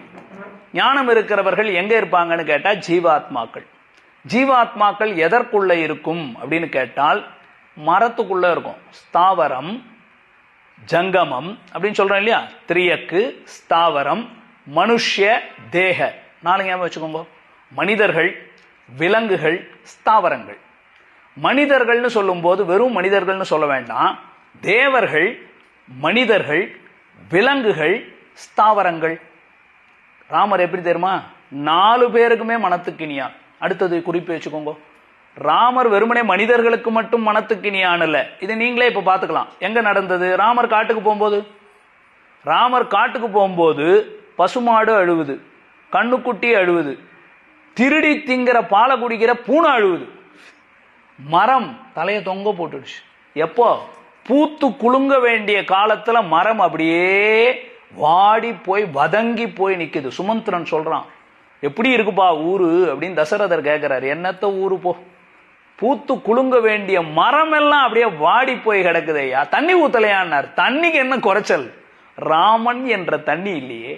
அந்த ராமன் என்ற நீர்ப்பசை இல்லை என்றால் அந்த மரம் எப்படி செழிப்பா இருக்கும்? அந்த ராமன் என்ற நீர்ப்பசையை நீ அயோத்தியிலிருந்து விலக்கி விட்டாயே தசரதா, எப்படி எதிர்பார்க்கிறாய்? அவன் கேட்கிறார். பூனை, அவர் சொல்றார், பசுமாடு, கண்ணுக்குட்டி, பூனை. அப்ப விலங்குகளும் வருத்தப்பட்டன, ஸ்தாவரம், செடி கொடிகள் கூட வருத்தப்பட்டன. இது ஒரு பக்கம். ராமனால் அப்ப வசீகரிக்கப்பட்டிருக்கிறான். பாத்தீங்களா? இது எல்லாமே ராமனிடத்துல எப்படி இருக்கு? மனத்துக்கு இனியான். தனக்கு மனத்துக்கு இனியான ஆனவன் அந்த ஊரை விட்டு போனா எப்படி இருக்கும்? கலங்கி அழுது துக்கத்துல இருந்தார்கள்னு பாக்குறோம். இது பெருசு இல்ல. அப்படியா சுவாமி? வரும்போது எப்பவுமே சும்மா ஒரு பக்கம் சொல்லக்கூடாது. You have to see the other side also. வரும்போது எப்படி இருந்தது சுவாமி? வரும்போது கேட்கிறீரா? பூவே பூக்காத காலம், எல்லாம் வாடி இருக்க வேண்டிய இலையுதிர் காலம். அந்த காலத்துல பார்த்தா புஷ்பித காணனஹா, எல்லாம் பார்த்தா பூத்து குலுங்குதான். இன்னும் ராமர் வரல. பரத்வாஜ ஆசிரமத்துக்கு வந்திருக்கார், நந்திர் கிராமத்துக்குள்ள நுழையிறார், பரதனோட சக்கியம் ஏற்படுது. குப்பு குப்பு குப்பு குப்புன்னு எங்க பாரு பூத்து குலுங்குது, வாசனை அப்படியே, செடி கொடிகள் எல்லாம் மலர்ந்து இருக்கு. விலங்குகள் எல்லாம் பார்த்தா பால் கொட்டுது, அப்படியே வள்ளல் பெரும் பசுக்கள் கொட்டுது எல்லாம். மாடு, கசு, கண்ணுக்குட்டி, பூனை எல்லாம் அப்படியே குதிக்குது, ஆனந்தமா இருக்குது. ஏன்னு கேட்டார், ராமர் அங்க வந்துட்டார், ராமர் நாட்டுக்குள்ள வர போறார். போச்சு. முதல்ல அதை புரிஞ்சுக்கும். அப்ப விலங்குகள், ஸ்தாவரங்களை கூட மயக்கி வைத்திருக்கிறான், அவர்களையும் வசீகரப்படுத்துகிறான். விலங்குகளுக்கு இன்னொரு 2 பார்த்துக்கோங்க. குரங்கு கூட்டங்கள், 70 வெள்ளம், வானர சைன்யம் எப்படி மயங்கி போய் கிடந்தது. ஜட்டாயு எப்படி மயங்கி கிடந்தார். கண்ணன் ராமனை பார்த்த உடனே ஆயுஷ்மான் பவன்னு சொன்னார் இல்லையா? அதெல்லாம் மனசுல வச்சுக்கோங்க. இப்ப தேவர்கள், மனிதர்கள். சுவாமி தேவர்கள் எங்க வந்தாங்க? தேவர்கள் கூட வா, அங்க இருந்துதான் கதையே தொடங்குது. ராமாயணத்தினுடைய தொடக்கம் எங்கன்னு கேட்டா, தேவர்கள் எல்லாம் போறாங்க. ராவணன் என்ற வரபலத்தால, புஜபலத்தால எங்களை எல்லாம் ரொம்ப துன்புறுத்துறான். மகாவிஷ்ணுவே நீதான் வந்து காப்பாற்ற வேண்டும் அப்படின்னு பகவானை எல்லா தேவர்களும் சென்று அர்த்தித்தே மானுஷே லோகே ஜக்னேர் விஷ்ணு சனாதனஹா, ஹே பகவானே நீ மனித குலத்திலே வந்து எங்களை துன்புறுத்தக்கூடிய ராவணனிடத்திலே இருந்து எங்களை ரட்சித்துக் கொடுப்பாய், சனாதனமான மகாவிஷ்ணுவேன்னு கூப்பிடுற. அதனால்தான் அவர் போயிட்டு திருப்பி கோயில் கட்டி எத்தனை பேர் இடிச்சாலும் திருப்பி அவரா எல்லாரையும் கிளப்பி விடுறார், திருப்பி ஒரு கோயிலை கட்டிக்கிறார். பழைய டைப்பா இருக்க, புது கோயில் கட்டிக்கலாம். கட்டிக்கிறார் அவர் பாட்டுக்கு பண்ணிக்கிறார், நமக்கு ஒன்றும் புரியல. அது மாதிரி அவரை பிரார்த்திக்க ஏன் போனாங்க? நீங்கள்லாம் இப்போ கேட்டுக்கோங்க, இது பதிவுல இருக்கு. இதுல சில முக்கியமான கருத்துக்களை சொல்றேன், நீங்க நிதானமா இது ஒரு பேப்பர் மாதிரி எழுதி வச்சுக்கணும். பல விஷயங்கள் நம்ம எழுத ஆரம்பிக்கணும். எதுக்கு இந்த நோட்டு புஸ்தகம்னா, இதெல்லாம் அதுக்கு தான். இந்த சுவாமி அதுலெல்லாம் இந்த ரெக்கார்ட்ஸ் எழுதணும்ன்றதெல்லாம் வந்து அது ஒரு அனுபவம். ஒரு விஷயத்தை கேட்டோம் போனோன்னு விடாம அது திருப்பி உட்காந்து எழுதி பாருங்க, மனசுல நல்லா பதியும். கொஞ்ச நேரம் நல்லா அப்படி ஆராயும், மனசு நல்ல விதமா போகும். அப்படி யோசிச்சு பாருங்க, என்ன எதனால இப்ப மயங்கினார்கள் தேவர்கள்? சொல்லுங்க, ஏன் அவர்கிட்ட போய் நின்றாங்க? எழுதிக்கோங்க. ரக்ஷகன். பகவானிடத்துல என்ன குணம்னு கேட்டா, நாமெல்லாம் ரட்சிக்கப்படக்கூடியவர்கள். அவன் ஒருவனே ரக்ஷகன், நீ வந்தான் எங்களை ரட்சிப்பான். நமக்கு எப்ப மனசு தேவர்களுக்கு ஆனந்தமாகும்? நாங்கெல்லாம் இந்திரங்கிட்ட, அந்த ராவணன்கிட்ட அடி வாங்கிட்டு இருக்கோம், எங்களை காப்பாத்துறதுக்கு ஒருத்தன் வந்துட்டாயா அப்படின்னு போனாங்க இல்லையா? ரக்ஷகன். அந்த ரக்ஷகன் என்ற குணம் இது எப்ப தெரியுமா தெரியும்? கடைசியில தேவர்கள் வருவாங்க, காரியம் முடிய போகுது, சீதையை அபகரித்து போனான் அப்படின்னு உடனே பிரம்மா சொல்றார், நம்ம காரியம் முடிஞ்சு போச்சுடா, சக்சஸ் தான். அது வரைக்கும் அவருக்கு டவுட் தான். இவருமே ஒரு பாட்டு கல்யாணம் பண்ணிட்டு ஜாலியா இருக்காரு, அவர் ஒன்றும் கண்டுக்கவே இல்லை, ராவணன் பாட்டுக்கு இருக்கான். என்னைக்கு சீதையை ராவணன் அபகரிச்சு போனானோ அன்னைக்குதான் பிரம்மாவுக்கு ஹாப்பி. ஏன்? நம்ம காரியம் முடிஞ்சிடும். இனிமே ஃபாஸ்டா போயிடும் பாரு கதை. அப்படிதானே போச்சு. 10 மாசம் கட கட கட கட கடன்னு போச்சு. ராவணாந்தகன் முடிஞ்சாச்சு. ராவணன் கொல்லப்பட்ட உடனே எல்லாம் வந்து நிக்கிறான். என்ன சொல்றான்? மனத்துக்கினியான் ராமனேங்கிறான். அதுதான் அர்த்தம். அந்த இடத்துல அவன் அது பாடல. அவங்க எல்லாம் என்ன பண்றாங்க? பவான் நாராயணோ தேவஹா, ஹே நீ யாரோ ராமன் மனிதன் நினைக்காத, நீதான் நாராயணன் அப்படின்னு எல்லாம். யார் சொன்னவர்? பிரம்மா. அப்படின்ன உடனே அவர் ஒத்துக்கல. அப்படிலாம் சொல்லாத, என்ன நான் யாருன்னு கேட்டார். நான் தசரதாத்மஜன், நான் தசரதருடைய பிள்ளை ராமன், என்ன தயவு செய்து தெய்வம் அது இதுன்னெலாம் சொல்லாதீங்கோ அப்படின்னு அடிச்சு சொன்னான் இல்லையா? அப்ப அவர்களெல்லாம் அங்க ஆகாசத்துல இத்தனை தேவர்கள் ஏன் வந்து கூடி ராமனை பார்த்து இவ்வளவு கொண்டாடினார்கள், மனத்துக்கினியான்னு போற்றினார்கள்னா, எங்களை காப்பாத்திட்டியே ரக்ஷகன் என்ற குணத்தை சொல்லுகிறார்கள். அதுலயும் சிவபெருமான் எவ்வளவு நல்ல காரியம் பண்ணார் தெரியுமா? வால்மீகி எழுதுறார், ஷடர்தநயனஹா ஸ்ரீமான் அப்படின்னு எழுதுறார். ராமனுக்கு வாக்மி ஸ்ரீமான்னு பேர், வாக்கு சாதுரியம் இருக்கக்கூடியவர் ஸ்ரீமான்னு பேர். சிவபெருமானுக்கு ஏன் ஸ்ரீமான்னு பேர் வந்தது அப்படின்னா, அழகான ஒரு சரித்திரம். பிரம்மா சொன்னார், ராமா காரியம் எல்லாம் முடிஞ்சிடுச்சு, வா வைகுந்தத்துக்கு போலாம், கிளம்பு, வா நீ காரியலோக வைகுண்டம் கிளம்பு, நல்லபடியா எங்களுக்கு எல்லா காரியத்தையும் முடிச்சு கொடுத்துட்டு ரக்ஷகன் மனத்துக்கினியான் வணக்கம் நன்றி கிளம்புங்கோ, கேரக்டர் ஓவர் கிளம்புன்னார்.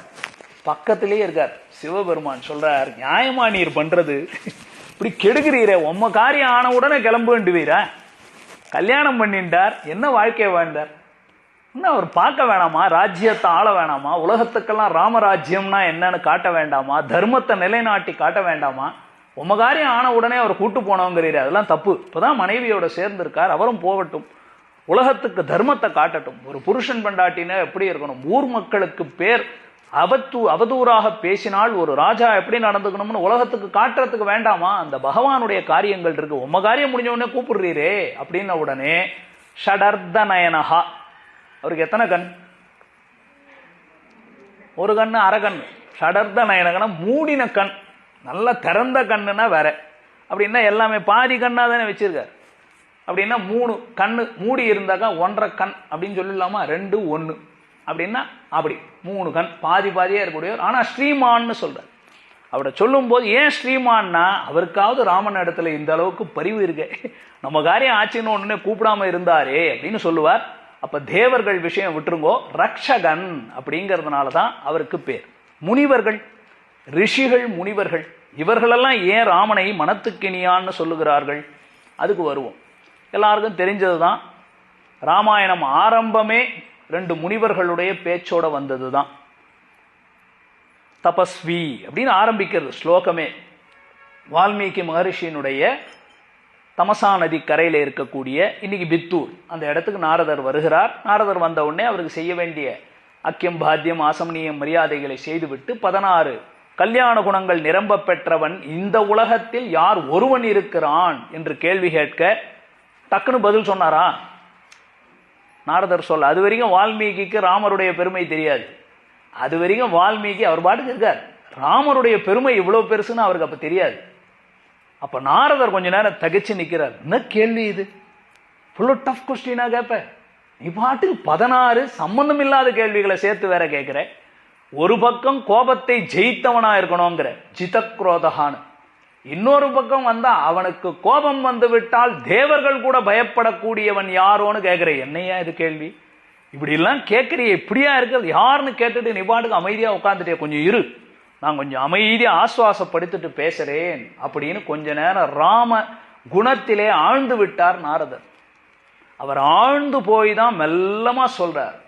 யாரா அதுன்னார்? இஷ்வாகு வம்ச பிரபவஹா ராமோ நாம ஜனைஸ்ருதா. இஷ்வாகு வம்ச குலத்திலகனாக ராமன் என்ற பெயரோடு அவதரித்தானே அந்த ஸ்ரீராமன் தான். நீ சொன்ன அனைத்து கல்யாண குணங்கள், உனக்கு தெரிஞ்ச 16 சொன்ன, நீ அவனுடைய வாழ்க்கை சரித்திரத்தை பார், மங்களங்களுக்கெல்லாம் இருப்பிடம் ராமன் தான், அவனை பற்றி நீ அறிந்து கொள்ளுவாய் அப்படின்னு நாரதர் மயங்கியது எதற்காகன்னு கேட்டா, ரிஷிகள் முனிவர்கள் எப்பவுமே ஒரு குணம் பத்தாது அவங்களுக்கு, அவர்களுக்கு பல குணங்கள் இருந்தாதான் பண்ண முடியும் இல்லையா? அதனால பகவானுடைய கல்யாண குணங்களினாலே மயங்கியவர்கள் ரிஷிகள் அப்படின்னு எழுதிக்கோங்க. இது அவர்கள் பார்த்தது. ஆனால் இன்னொரு டைப் ஆஃப் ரிஷிகள் இருக்காங்க, அவர்கள் தண்டகாரண்ய வாசிகள். இவங்கெல்லாம் தண்டகாரண்யம் என்ற காட்டிலே கரண் தூஷணன் போன்றவர்களாலே தொல்லைப்படுத்தப்படுகிறார்கள். வரான், தொடைய கிள்ளிக்கிட்டு போறான், கன்னத்தை கிள்ளிக்கிட்டு போறான், காதை கிள்ளிக்கிட்டு போறான், ஒரே தொல்லை பண்றான். ஆனா அவர்கள் தனக்கு தவ வலிமையினால சாபத்தை கொடுத்துடலாம். ஆனா வீணா போயிடுமே, தவம் பண்ணது இவனுக்கு சாபம் கொடுக்கறதுக்கா? அது வீணாயிடக்கூடாது அப்படிங்கிறதுக்காக காத்து கொண்டிருக்கிறார்கள். எதுக்கு? ராமன் வருவான், ராமன் வந்து நம்மளை காப்பாற்றுவான்னு காத்து கொண்டிருக்கிறார்கள். ராமரும் அதே போல காட்டுக்குள்ள வரார். சீதையோடு லக்ஷ்மணனோடு வருகிறார். பரத்வாஜ மகரிஷியினுடைய ஆசிரமத்தை பார்த்துட்டார். சித்திரகூடத்துக்குள்ள வந்துட்டார். சித்திரகூடத்துக்குள்ள வந்தா பரதன் வந்துட்டான், படையோட எல்லாரையும் கூட்டு வந்துட்டான். அம்மா அப்பா சொந்தக்காரர் அமைச்சர்னு எல்லாரையும் கூட்டு வந்துட்டான். பார்த்தார் ராமர், இங்க இருக்கக்கூடாது, நம்மள காட்டுல இருக்க சொல்லியிருக்கா, நம்ம இப்போ சித்திரகூடமே நாடு ஆயிடுச்சு, இங்க இருக்கக்கூடாது அப்படின்னு கடந்து போகலாம் அப்படின்னு கடந்துதான் தண்டகாரண்யத்துக்குள்ள நுழைகிறார்கள். அவர் தண்டகாரண்யத்துக்குள்ள நுழையும் போதே ரிஷிகள்ல ஒருத்தர் பேசிக்கிறாங்க. எல்லாம் என்ன, நமக்கெல்லாம் விழிவு காலமே இல்லையா, தவம் பண்ண முடியலையா நம்மளால அப்படின்னு ஒருத்தருக்கு ஒருத்தர் பேசிக்க ஒரு சாமி முதல்ல சொல்றார், சாமி விடியல் வந்துடுச்சு அப்படின்னார். என்னையா, யாருது, இந்த சாமி என்ன சொல்றாருன்னு எல்லாம் எட்டி வெளியில வந்து பார்த்தாங்க. என்ன நடந்ததுன்னா ஒரே நீல நிறமாயிடுச்சான். அந்த இடம் முழுக்க நைல்யம் தெரிய எல்லாரும் ஆனந்தமாக 4 அடி எடுத்து முன்னே போகிறார்கள். ஸ்ரீராமன் சீதா பிராட்டியோடும் லக்ஷ்மணனோடும் வர இவர்கள் அவரை சென்று வாருங்கள் என்று அவர்களை வரவேற்க, ராமனையும் லக்ஷ்மணனையும் சீதையையும் வரவேற்று, நீதான் எங்களை ஒரு தாய் கர்ப்பத்தில் வச்சு எப்படி ரட்சிப்பாளோ, ஹே ராமா நீதான் எங்களை ரட்சிக்க வேண்டும் அப்படின்னு சொல்லணும். ஆனா இவர்கள் முனிவர்கள், ரிஷிகள். ராமர் இப்ப தெய்வம் இல்லை, மனிதர்களுக்குள்ள ஒருத்தர் போல இருக்கார். அந்த ராமரை பார்த்தா ஒரு ராஜா வர்ற அளவுக்கு தானே மதிப்பு கொடுக்கணும். அவங்க என்ன தெரியுமா பண்ணாங்க, நேரா வந்தாங்க. ராமா, இந்த ட்ரெஸ் எல்லாம் எங்க வாங்கின, நீ போட்டிருக்கிய மான் தோல் மர ஊரியெல்லாம் எங்க ஸ்டிச் பண்ண, நாங்களே இதை பிறந்ததுல இருந்து போட்டுக்கிட்டு இருக்கோம், எங்களுக்கு இது ஒட்டவே மாட்டேங்குது, இது என்னவோ நீ கர்ணன் கவச குண்டலத்துல பிறந்தா மாதிரி உன் கூட இப்படி பர்ஃபெக்டா இப்படி மேட்ச் ஆயிருக்கு, இப்படி உன்னோட அப்படியே சேர்ந்து இருக்கு, எப்படி இருக்கிறாய், மான் தோல் மர உரியோடு இப்படி அழகாக இப்படி காட்சி கொடுக்கிறாயே. முனிவர்கள், ரிஷிகள், அனைத்தையும் துறந்த முனிவர்கள். ஆனா எதுக்கு மயங்கிட்டாங்க? இந்த வார்த்தையை பல தடவை சொல்லியிருக்கேன். ஒரு நாள் முகத்திலே விழித்தாரை வடிவழகு படுத்தும் பாடு. அப்ப சில முனிவர்கள், முனிவர் தான், ரிஷி தான், எல்லாத்தையும் திறந்துட்டான். பெண்ணாசை, பொன்னாசை, மண்ணாசை எல்லாம் திறந்துட்டான். ஆனா பகவானுடைய சௌந்தரியத்தை மீட்க முடியாது, அது ஜெயிக்கவே முடியல, அது மயங்கி சொல்லுகிறார்கள். அவங்க அப்ப என்ன பண்றாங்க, இவங்க போய் அவர்கிட்ட கேட்க வராங்க, என்னை காப்பாத்து ராமான்னு கேட்கணும். இவங்க என்ன தெரியுமா பண்ணாங்க, நீ நல்லா இருன்னா, ஆயுஷ்மான் பவ மங்களாணி பவந்து, ஹே ராமா நீ இதே மாதிரி மங்களமா இருக்கணும், நல்லா இன்னும் பல்லாண்டு பல்லாண்டு பல்லாயிரத்தாண்டு ஹே ராமா நல்லா இருக்கணும், நீ வாழ்த்தணுமாயா. அப்ப ராமர் உங்களை காப்பாற்ற போறவரை நீ காப்பாத்திக்கொண்டா எப்படி இருக்கு? பெரிய ஆழ்வாருடைய நிலை. எப்படி பெரிய ஆழ்வார் பல்லாண்டு பல்லாண்டு பாடினாரோ, எப்படி ஆண்டாள் அன்றி உலகம் வளர்ந்தாய் அடிபோற்றின்னு பாடினாரோ அதுபோல பாடுகிறார்கள். அது ரிஷிகள் முனிவர்களுடைய வேறு வேறு நிலையை பார்த்துட்டோம். சரி, இப்ப தேவர்களை பார்த்தாச்சு, ரிஷிகள் முனிவர்கள்ல முக்கியமான விஷயங்களை பார்த்தாச்சு. அகஸ்திய முனிவர்லாம் வரும்போது நேரம் இருந்தால் அந்தந்த நேரம் ஒன்னொன்னுக்கும் சொல்லலாம். ராமாயண சரித்திரத்துக்குள்ள அப்படி டிராவல் பண்ணோம்னா ரொம்ப அழகா இருக்கும். அடியேன் ஏதோ சும்மா அப்படி இன்ட்ரோடியூஸ் பண்ணி விடுறேன், உங்களுக்கு ஆனந்தமா அனுபவிக்கணும்னு ஆசையா இருந்து ஒரு இடத்துல அமைதியா உட்காந்து நீங்க அனுபவிச்சு பாருங்க, அற்புதமா இருக்கும். சரி, தசரதன் அப்பாவுக்கு வரும். தசரதன் யார்? 60,000 வருஷம். சும்மா இப்போ 5 வருஷம் 10 வருஷம் வாழல, நமக்கெல்லாம் 60 வயசு வாழறதுக்குள்ளேயே ஏம்புடி ஊம்புடின்னு கஷ்டமா இருக்கு.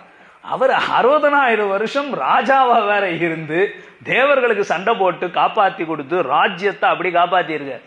அவருக்கு என்ன நடந்தது? அவருக்கு 2 விஷயம் நடந்தது, குறிப்பு எடுத்துக்கணும். அவருக்கு முதல்ல என்ன தெரியுமா ஆனந்தம், எப்பேற்பட்ட சக்கரவர்த்தியா இருக்கட்டும், என்னை எல்லாம் ஒரு ஏளனமா பேசினானேடா, குழந்தையே இல்லையே அவருக்கு, புத்திர பேர் இல்லையே அப்படின்னு ஏளனமா பேசுறான். கூப்பிட்டார் ரிஷியஸ்ரிங்கரை வச்சு அழகா பெரிய புத்திரகாமேஷ்டி யாகத்தை பண்ணினார். யாகம் நடக்கும் போது கூட அவ்வளவு ஆனந்தமா இல்லை. தசரதர் நினைக்கிறார், எவ்வளவோ காலம் போயிடுச்சு, இதுவும் ஏதோ முயற்சி செய்யறாங்க போல்றது அப்படின்னு அவர் பாட்டுக்கு ஒரு பக்கம் சோகமா தான் காரியங்களை பண்ணிட்டு இருக்காரு, ஏதோ கடமைக்குன்னு செய்துட்டு இருக்காரு. ஆனா திடீர்னு யாக பூமியில இருந்து தேவன் ஒருத்தன் வர அவன் கையில பாயச கிண்ணத்தை பார்த்த உடனே முதல்ல ஒரு ஆனந்தம். அதுக்கப்புறமும் கூட பாயச கிண்ணத்தை வாங்கிட்டார், மனைவிகளுக்கு பிரிச்சு கொடுத்துட்டார், பாயசம் சாப்பிட்டுட்டாங்க. குழந்தை சரி, பிறக்கிற குழந்தை ஆண் குழந்தையா பெண் குழந்தையா எவ்வளவு இருக்கு. நம்ம பாட்டுக்கு ஏதோ கதையை கடன்னு படிக்கிறோமே, கொஞ்சம் அந்தந்த இடங்கள்ல ஒரு பிரேக்கை போடணும். நாம தசரதரா போய் உட்காந்துக்கணும், நம்ம கொஞ்சம் கற்பனை பண்ணணும். அவர் மைண்ட்ல ஓடி இருக்கோம்ல, நம்ம வம்சம் எப்பேற்பட்ட வம்சம், இஷ்வாகு வம்சம். இஷ்வாகு, மாந்தாதா, திலீபன், சகரன், எப்பேற்பட்ட ராஜாக்கள். ஹரிಶ್ಚಂದ್ರ மகாராஜா, பெரிய பெரியவங்க இருந்த இடம், பகீரதன் போன்றவர்கள் இருந்த இடம், அஜமகாராஜா இருந்த இடம், இவங்கெல்லாம் இருந்த ராஜ்யம் தசரதனோட முடிஞ்சிருமா? அடுத்து இல்லையா? அப்படின்னு இருக்கும்போது ஒரு பெண் பிறந்தான்னா, அந்த காலத்துல பெண்ணை போய் ராணியா உட்கார வைக்க முடியுமா? இல்லையே. எவ்வளவு இருக்கும் அவர் மனசுல. எல்லாம் ஆச்சு, குழந்தை டெலிவரி ஆச்சு. இப்பதான் முதல்ல வரார், விழுந்து பிறந்த குழந்தைய வந்து பார்க்கிறார். யாருக்கு முதல்ல குழந்தை? கௌசல்யை. ஆமா, கௌசல்யக்கு பிறந்தவர் யார்? ஆம்பளை குழந்தை, அழகா நம்ம சூரிய குலத்துக்கு அழகான ஒரு குழந்தை பிறந்திருக்க போறார். அன்னைக்குதான் மனத்துக்கினியான் ஆனந்தமா பாக்குறார். அப்படின்னா இவ்வளவு நாள் அவருக்கு ஒரு கஷ்டம் இருந்தது இல்ல, இந்த வம்சத்துக்கு ஒரு பிள்ளை இல்லையேன்னு இருந்தவருக்கு ஒரு பிள்ளை வந்தான்னு உடனே ஒரு மனசுல ஆனந்தம் வந்தது இல்ல. அவருக்கு கிடைச்ச ஆனந்தம் எதனால? புத்திர பாக்கியம் இவனால் கிடைத்ததே அப்படின்னு முதல்ல. அதுக்கு அடுத்தபடியா ராமனுக்கு பட்டாபிஷேகம் பண்ணலாம், அவனை இளவரசு பட்டம் கட்டலாம் அப்படின்னு ஊர் மக்களை எல்லாம் கூப்பிடுறாரு. எல்லா ஊர் மக்களும் வராங்க, எல்லாரும் முதியோர்கள் எல்லாம், முன்னோர்கள், பெரியவங்க எல்லாம் இருக்காங்க. கேட்கிறார், 60,000 வருஷம் நான் ராஜ்யம் பண்ணிட்டேன்பா, அடுத்து நம்ம பிள்ளை, எல்லாருக்கும் தெரியும் என்னோட பெரிய பிள்ளை, பார்த்துருப்பீங்க, அவனுக்கு தான் அடுத்து பட்டாபிஷேகம் பண்ண கிழவா ஓடு அப்படின்னு ஒரே சப்தம். அந்த கோட்டையை அதிர்ற அளவுக்கு சப்தம். மிரண்டு போயிட்டார். ஆனால் ஆனந்தம், ஒரே ஆனந்தம். என் பிள்ளை ராஜா ஆவறது இந்த ஊர் ஜனங்க இவ்வளவு ஆசைப்படுதா? ஒரு மனசுல என்ன ஆனந்தம் தெரியுமா? சரியான இடத்துல தான் நம்ம ராஜ்யத்தை கொடுக்க போறோம். அவருடைய கற்பனையை நினைச்சு பாருங்க. 60,000 வருஷம் ராஜ்ய பரிபாலனம் பண்ணியிருக்கார். வெளிநாட்டு மன்னர்கள் உள்ள வராத அளவுக்கு இந்த மக்களை பாதுகாத்திருக்கார். உள்ள தர்ம நெறியில ராஜ்யம் பண்ணியிருக்கார். இப்பேற்பட்டது என்னோட முடிஞ்சிருமா? அடுத்து சரியான பிள்ளை தானா இவன்? ராமன் தகுந்தவன் தானா? இந்த ராஜாவா இருந்து ரட்சிப்பானா இந்த மக்களை அப்படின்னு அவருக்கு மனசுல இருந்திருக்கும்ல. ஊர் மக்கள் இப்படி சொல்றதை பார்த்த உடனே ஒரே ஆனந்தம். கேட்கிறாரு, என்னப்பா இது? அதுக்குன்னு சரி ஆனந்தம் தான், என்னையே கிழவா ஓடுன்றீங்க? 60,000 வருஷம் உங்களுக்காக நல்லா தானே ராஜ்ய பரிபாலனம் பண்ண, நான் என்ன தப்பு பண்ணேன்? அவங்க சொன்ன பதில் என்ன? எல்லாம் யோசிச்சாங்க ரொம்ப நேரம். ஒருத்தருக்குள்ள ஃபுல் டிஸ்கஷன். ஒரே ஒருத்தர் வெளியில வந்தார். பெரிய டிஸ்கஷன் முடிஞ்ச உடனே சொல்லலாமான்னார். தைரியமா சொல்லுப்பான்னார். நீ ஒரு பாவம் பண்ணியிருக்க, ஒரு தப்பு, பெரிய தப்பு. என்ன தப்பு? குணக்கடலான ராமனை பிள்ளையாக பெற்றாய். அதுதான் பெரிய தப்பு. நீ பண்ண தப்பு எதுன்னார்? குணமே உருவெடுத்தவனான ராமன். ராமோகி விக்கிரகவான் தர்மஹான்னு மாரீச்சன் சொல்ல போறான் பின்னாடி. அப்பேற்பட்டவனை பிள்ளையாக பெற்றியே. அவ்வளவு பெரிய பிள்ளைய வச்சுட்டு நாங்கெல்லாம் எப்ப அவன் ராஜா ஆவான்னு காத்துக்கிட்டு இருக்கோம். நீ நல்லா நரைச்சு போன தாடியும் கீடியுமா வச்சு இன்னும் ராஜ்யத்தை கூடாம உட்காந்துருக்கே, போயேன் அனுபவிச்சு முடிச்சுட்டே இல்ல, ஏண்டா அப்படி சொல்றீங்க? பின்ன நாங்க யானையில சத்ருஞ்சயன் என்ற யானையில பார்த்தா எப்ப பாரு தாத்தா நீ தான் உட்காந்துருக்க, யாரடா பார்க்கணும்னு ஆசைன்னு. அதுவா, எங்க ராமனை ஏறி யானை மேல உட்கார வைக்கணும், லக்ஷ்மணன் முன்னாடி கொடைய வச்சு மறைக்கணும், பெரிய கூட்டம் இருக்கும் இல்ல, அந்த கூட்டத்துல ராமன் முகம் எங்களுக்கு தெரியாது. ஏன் தெரியுமா? லக்ஷ்மணன் மறைக்கிறாராம்.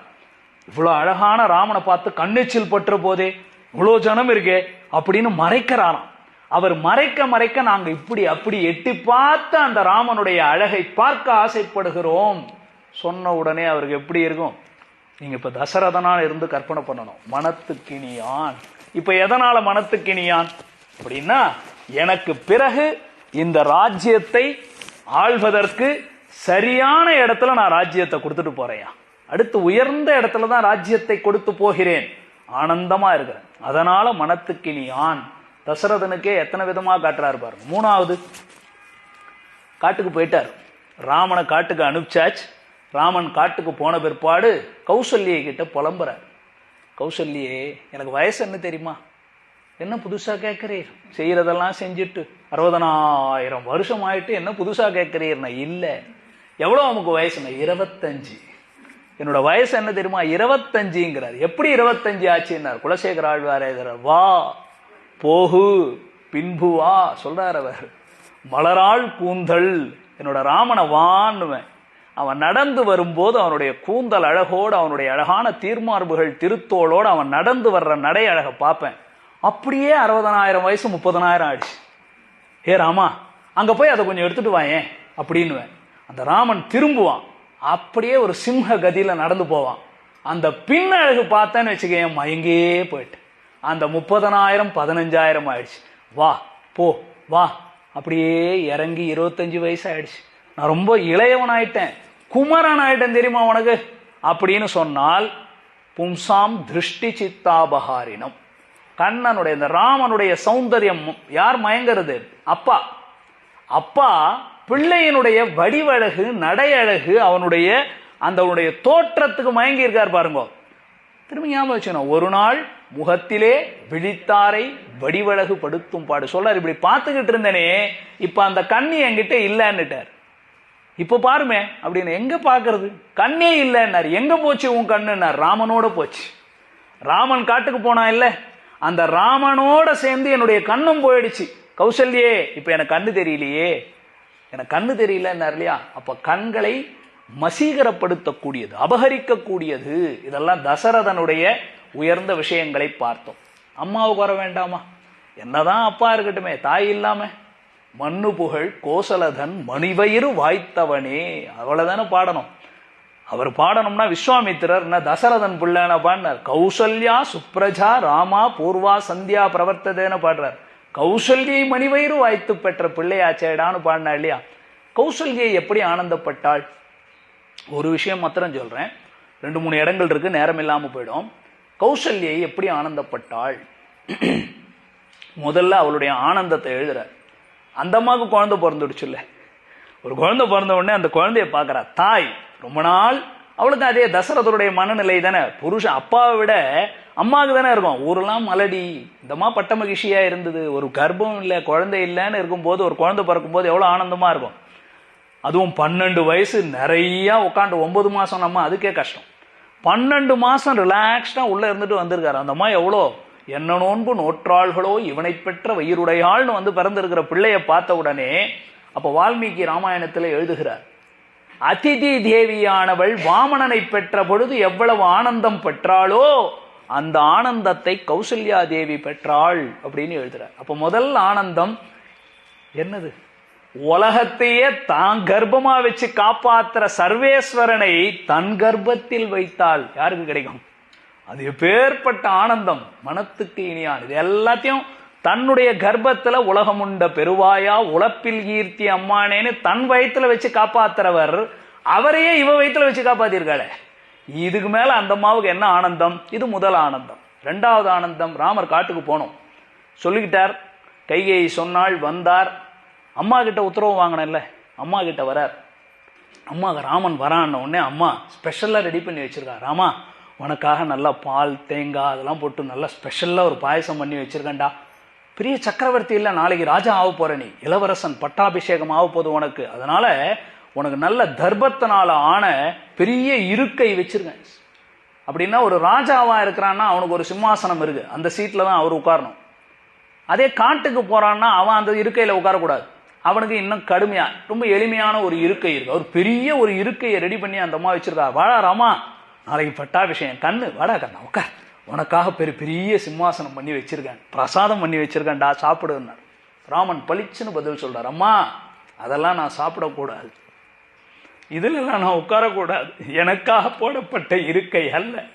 அவளுக்கு புரியல, என்னடா சொல்றேன், ஏண்டா ராஜா, ஏண்டா கண்ணு, நாளைக்கு நீ ராஜா ஆக போறியடா, ஏண்டா உட்காரக்கூடாது? இல்ல தாய், நான் நாளை காட்டுக்கு போகிறேன், நாடு எனக்கல்ல, வனவாசம் செல்கிறவன் இந்த இன்பங்களை சுகபோகங்களை அனுபவிப்பது கூடாது, இப்பொழுது வார்த்தை கொடுத்து விட்டு வந்திருக்கிறேன், சத்திய வாக்கியோ திருடவிரதா.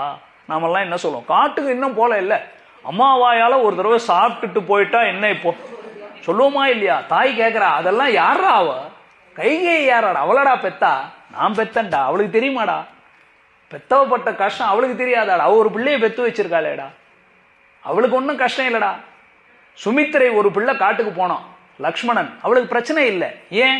இன்னொரு பிள்ளை இருக்கான், பரதன் கூடவே இருக்க போறான். நான் தானடா தனியா இருக்க போறேன்.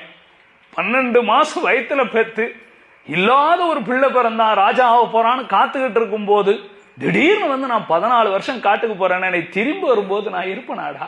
நான் உன்னை பார்க்க போறேனாடா ராமா? கலங்கினாள் இல்லையா தாய்? அப்ப சொல்றார் ராமர், அவளுக்கு உபதேசம் செய்றார். அம்மா, நீ மற்றவர்களைப் போல அல்ல, நீ பட்டத்து மகிழ்ச்சி, பட்டத்து மகிழ்ச்சியை போல பேசு. தாய் மாதிரி ஒரு சாதாரண தாய் பெண்ணை போல பேசக்கூடாது. தசரதனை பேர்பட்டவர், தர்ம வாழ்க்கை வாழ்ந்தவர்கள். அறம் என்ன சொல்லுகிறது? இது ஒரு முடிவெடுத்து தந்தை சொல் மிக்க மந்திரம் இல்லை, கடைபிடிக்க சொல்லுதா இல்லையா?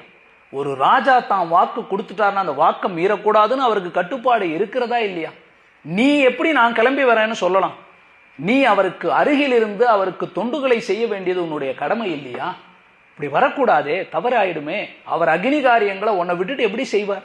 தப்பு இல்லையாமா, செய்யக்கூடாதுமா அப்படின்னு சொன்ன உடனே அந்த தாய் எப்பேற்பட்ட உயர்ந்த உள்ளம் பாருங்க, மனசுல எவ்வளவு வருத்தம் இருக்கும், தன் பிள்ளை போறான்னு பொறுத்துக்கிறா தாய். தர்மம் அதுதான் சனாதன தர்மம். இந்த இந்து சனாதன தர்மம் அதுதான் சொல்லிக் கொடுக்குது. நாம வருத்தப்பட்டாவது தர்மத்தை காப்பாற்றணும், ரட்சிக்கணும். அவ எடுத்துக்கிறான், ஆமாண்டா, ஆமா ராமா, நீ சொல்றது சரி. பிள்ளை தான் வளர்த்த சின்ன பிள்ளை தர்மத்தை சொன்னா, அந்த தர்மத்தை ஏத்துக்கிறா பாருங்க தாய். சரியாதான்டா சொன்ன. அப்ப தாய் என்ன தர்மா சொன்னா? மனசுல ஆனந்தப்படுறா, உன்ன மாதிரி ஒரு பிள்ளைய பெத்தனேடா, எனக்கு ரொம்ப ஆனந்தமா இருக்குடா. எவ்வளவு ஆனந்தமா இருக்கு தெரியுமா? இப்ப சொல்றேன் கேள். கருடன் அமிர்த கலசத்தை தேடிக்கொண்டு போகும்போது அவனுடைய தாய் அந்த வினத்தை, அவள் எப்படி வினதா தேவின்னு தான் தாய், கருடனுடைய தாய், அவ சொன்னான், உனக்கு அனைத்து மங்களங்களும் உண்டாகட்டும், நீ வெற்றியோடு திரும்பி வருவாயின்னு மங்களாசாசனம் பண்ணாலே. அவ்வளோலாம் எனக்கு தெரியாதுடா, அதே மங்களாசாசனம் நான் செய்தேன்னு வைத்துக்கொள் அப்படின்னு ஆனந்தமா அனுப்பிச்சு வச்சா. அந்த தாய்க்கு என்ன ஆனந்தம் தெரியுமா? என் பிள்ளை தர்மபுத்திரன்டா, தர்மத்தின் வழியில நிற்கக்கூடியவன் என் பிள்ளை. தாய்க்கே தர்மத்தை உபதேசம் பண்றானே. இந்த மனசுக்கு இனிமை என்பது கௌசல்யை பெற்ற பெரிய இன்பம். கைகேயி அந்தம்மா உண்மையில பாவம் பாவம். ஏன்னா நீங்க நிதானமா வால்மீகி ராமாயணம் படிச்சீங்கன்னா ராமன் மேல அவ்வளவு பற்று. ராமன் உள்ள வந்தா கைகேயி கிட்ட தான் ரொம்ப நேரம் இருப்பார், கைகேயி கிட்ட தான் பேசுவார். அந்தம்மாவும் பரதனை விட ராமனிடத்துல தான் ரொம்ப ஆனந்தமா இருப்பா. அதனாலதான் அந்த வார்த்தையை ரொம்ப அழகா போட்டார், கலக்கிய மா மனத்தனலாய் அப்படிங்கிறார். சின்னது இல்லை பாருங்க, அந்த வார்த்தையை நிதானமா அளந்து பாருங்கோ.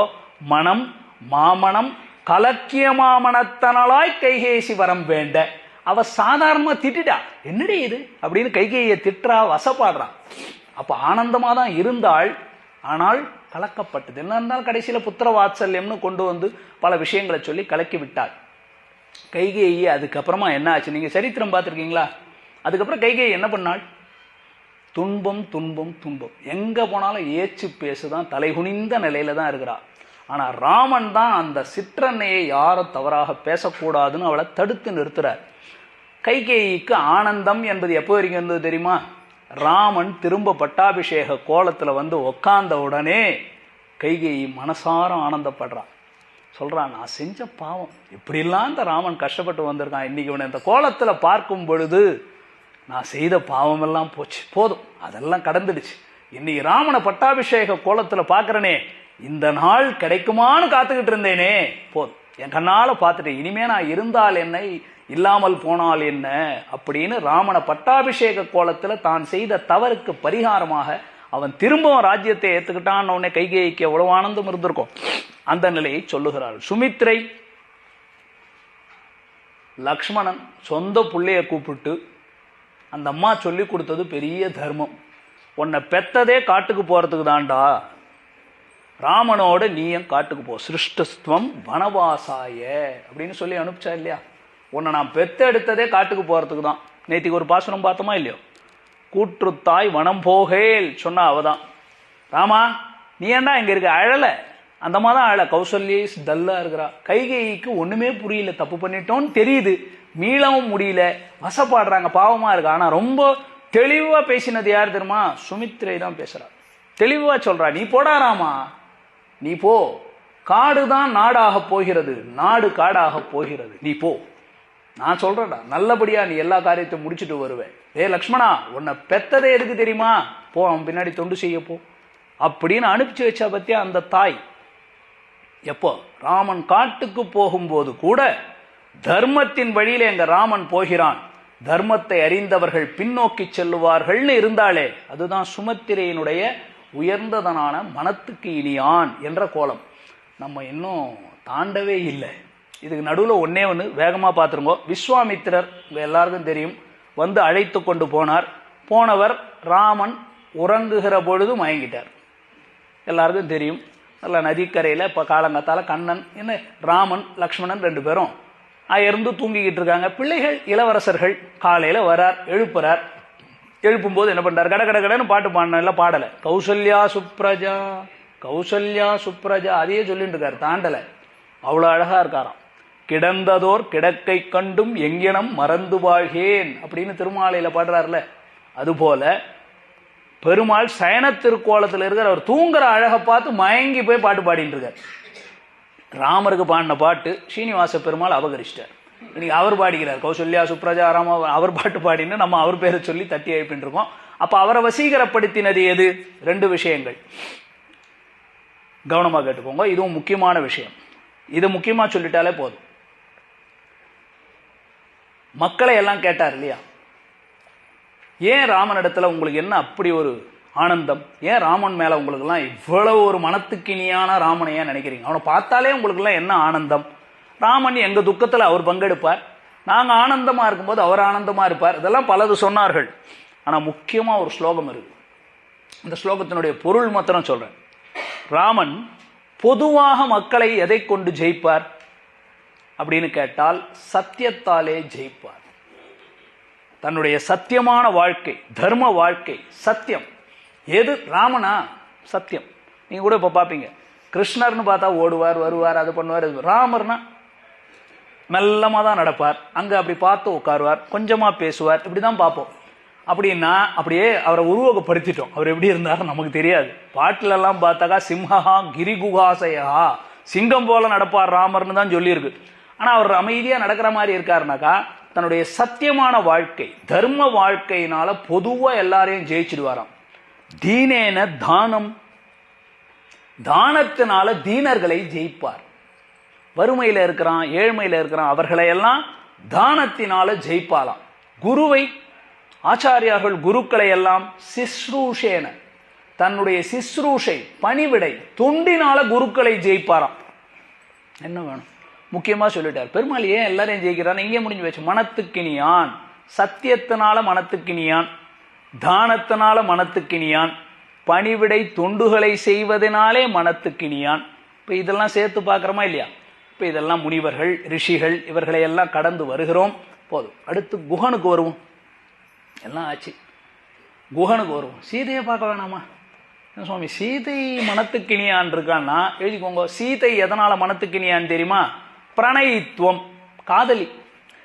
வேற யாருக்காவது கிடைக்குமா? அந்த மாதிரி தான் கிடைக்கும். ஏன் போனார்? தோள் கண்டார் தோளே கண்டார் இல்லையா? போறார், ராமனுடைய அழகு, ராமனை போய் உள்ள கூட்டு போய் நுழைகிறார். ஜனக்புரி உள்ள போறார். போன உடனே மிதிலா தேசத்துக்குள்ள ராமன் வருகிறார். வரும்போது பார்க்கிறார், ராமனுடைய வடிவழகுல முதல்ல தோற்கிறாள். அதுக்கப்புறமா உள்ள ராமனுடைய நடையழகை பார்க்கிறாள். ராமன் எடுத்து வில்லை முறிக்கக்கூடிய வீரத்தை பார்க்கிறாள். எல்லாம் பிடிச்சு போச்சு. ஃபுல் மார்க் போடல, ரேட்டிங் கம்ப்ளீட் ஆகல. இவரை கல்யாணம் பண்ணிக்கலாமா வேணாமா அப்படின்னு முடிவே பண்ணல. ஏன்? பேசவே மாட்டேங்கிறாரு மனுஷன், வெறும் ஆமாஞ்சாமியா இருக்காரு. விஸ்வாமித்திரர் பார்த்து ராமா அப்படின்னு கை காட்டினார், இவர் பாட்டுக்கு எழுந்து நடந்து போனார். வில்லை எடுத்தார், முறிச்சார். நம்மள பார்த்தார், கண்ணால பார்த்தார், கண்ணழகு நல்லா இருக்கு, காதல் எல்லாம் பார்க்க தெரியுது, அதெல்லாம் இருக்கு, உடம்பு லட்சணம்லாம் எல்லாம் வீரன் எல்லாம் இருக்கு, பார்த்துட்டோம், எல்லாம் சரி. பேசுவாரா? ஊமையா? பேச்சு சாதுரியம் இருக்குமா? 2வது, தர்ம வழியில இருப்பாரா? சீதைக்கு ஒரு சந்தேகம். எப்பவுமே தாய் அதெல்லாம் பாப்பா. இவரை நம்பி நம்ம கல்யாணம் பண்ணி குடும்பமே கெட்டு போயிடுச்சுன்னா வம்பு. பாப்போம், தர்மத்துல இருக்கிறவர் தானா பாக்குறான். கல்யாணம் பண்ணி வைக்க போறோம் அப்படின்னு ஜனகர் முடிவு பண்ணார். பேச ஆரம்பிச்சிட்டார் விஸ்வாமித்திரர். அப்புறம் எல்லாம் கல்யாணம் ஏற்பாடு பண்ணிவிடலாமா? வில்ல முறிச்சுட்டார். அப்பா என் பொண்ணுக்கு நல்லா அமைஞ்சிருச்சு, ராமர் கல்யாணம் ஆக போகுது அப்படின்னார். ராமர் அங்கேருந்து பார்த்தார். ஸ்டாப், என்ன ரொம்ப ஸ்பீடாக எங்கேயோ போறீங்க, இதெல்லாம் நம்மகிட்ட இல்லை, என் ஐயனை கேளும். இந்த முடிவுலாம் நான் எடுக்கக்கூடாது. ஏதோ எங்கள் குரு சொல்கிற வார்த்தையை கேளு, எங்கள் அப்பா சொன்னார், குரு சொன்னதை செஞ்சேன், அவ்வளோதான். அதுக்கப்புறம் கல்யாணம் காட்சி இதெல்லாம் நாங்கள் முடிவு பண்ணக்கூடாது, அதெல்லாம் எங்கள் அப்பா கிட்ட பேசிக்கோங்க அப்படின்னு இவர் பேசுறத மாடத்துல இருந்து பார்க்குறா சீதை. நல்லா தான் பேசுகிறார், தர்மமாக பேசுகிறாரே, அப்போ அவர் ரொம்ப நல்லவர் அப்படின்னு சீதையினுடைய பிரணயித்துவம், காதலித்துவம், அதனை அந்த இடத்துல பார்க்குறோம். பின்னாடி அசகோணத்தில் நடந்தது, நேரம் இருந்தால் அது வரும்போது பார்ப்போம். கொஞ்சம் வேகமாக போகும். இங்கிருந்து ஆயிடுச்சு. குகன் காட்டுக்குள்ளே வந்தாச்சு. காட்டில் கொண்டு வந்து இறக்கி விடணும். முதல்ல குகனோட வந்து விடுகிறார்கள். யார் அவன் குகன்? ஏழை ஏதலன் கீழ்மகன் என்றிவர்க்கென்னாது இறங்கி இருக்கிறதுலே எப்படிறான்னாக்கா, அறிவிலே ஏழை, ஏதலன், கீழ்மகன், ஒழுக்கத்தில் ரொம்ப மோசம், ஞானமும் கிடையாது. ஒழுக்கத்தில் எவ்வளவு துராச்சாரம்னு கேட்டாக்கா, பசிக்குது அம்மா கிட்ட சோறு கேடுறான்னா சோறு போடுறே இல்லை கழுத்தை வெட்டிடட்டா அப்படின்னு பேசுற அளவுக்கு அவனுக்கு ஆச்சாரம். இப்படி இருக்கக்கூடிய குகன் அவன் என்ன ஆச்சு, அவனுடைய சரித்திரம் பார்ப்போம். வந்தார் குகன், வந்தவர் வரவேற்றான். குகன் வான்னு வரவேற்றான். இது வரைக்கும் பார்த்ததில்லை, இப்பதான் ராமரை முதல்ல பார்க்கறான். இது வரைக்கும் ராமரை பார்த்ததில்லை. வந்திருக்கிறார் ராமர், சக்கரவர்த்தி திருமகன் காட்டுக்கு வந்திருக்கார். சுமந்திரர் அங்கிருந்து வழி அனுப்புறார். சரி வருகிறார், வந்தவரை வரவேற்றார், உட்கார வச்சார். தேன் பால் திணை மாவு எல்லாத்தையும் கொடுத்தார். சாப்பிடுனார். பெருமாள் சொல்லிட்டார், கடாட்சிக்கிறேன்ப்பா, நான் இதெல்லாம் சாப்பிடக்கூடாதுப்பா, நான் காட்டில் வாழறதுக்கு வந்திருக்கேன், வனவாசத்தில் நானே காட்டுப்பைய தானே, காட்டுப்பையை கொடுக்கறது காட்டு சாப்பாடா சாப்பிடக்கூடாதான்னார்.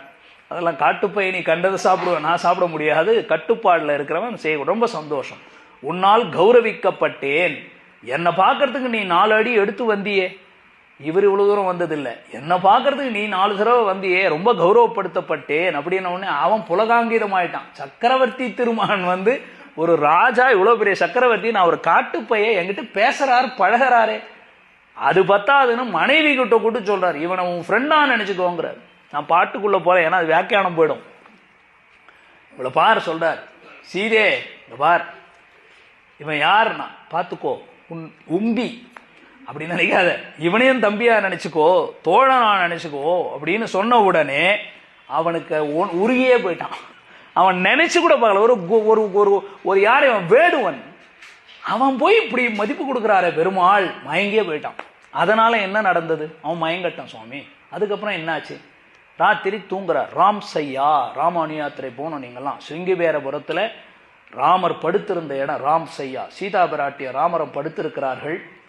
லக்ஷ்மணனுக்கு பொறுக்கலை, மனசுக்குள்ள அப்படியே பொறுமுறை, எங்க படுத்திருக்க வேண்டியவன், கல்லணை மேல் கந்துயில கற்றனையோ காகுத்தா கரிய கோவே அப்படின்னு அழறார்.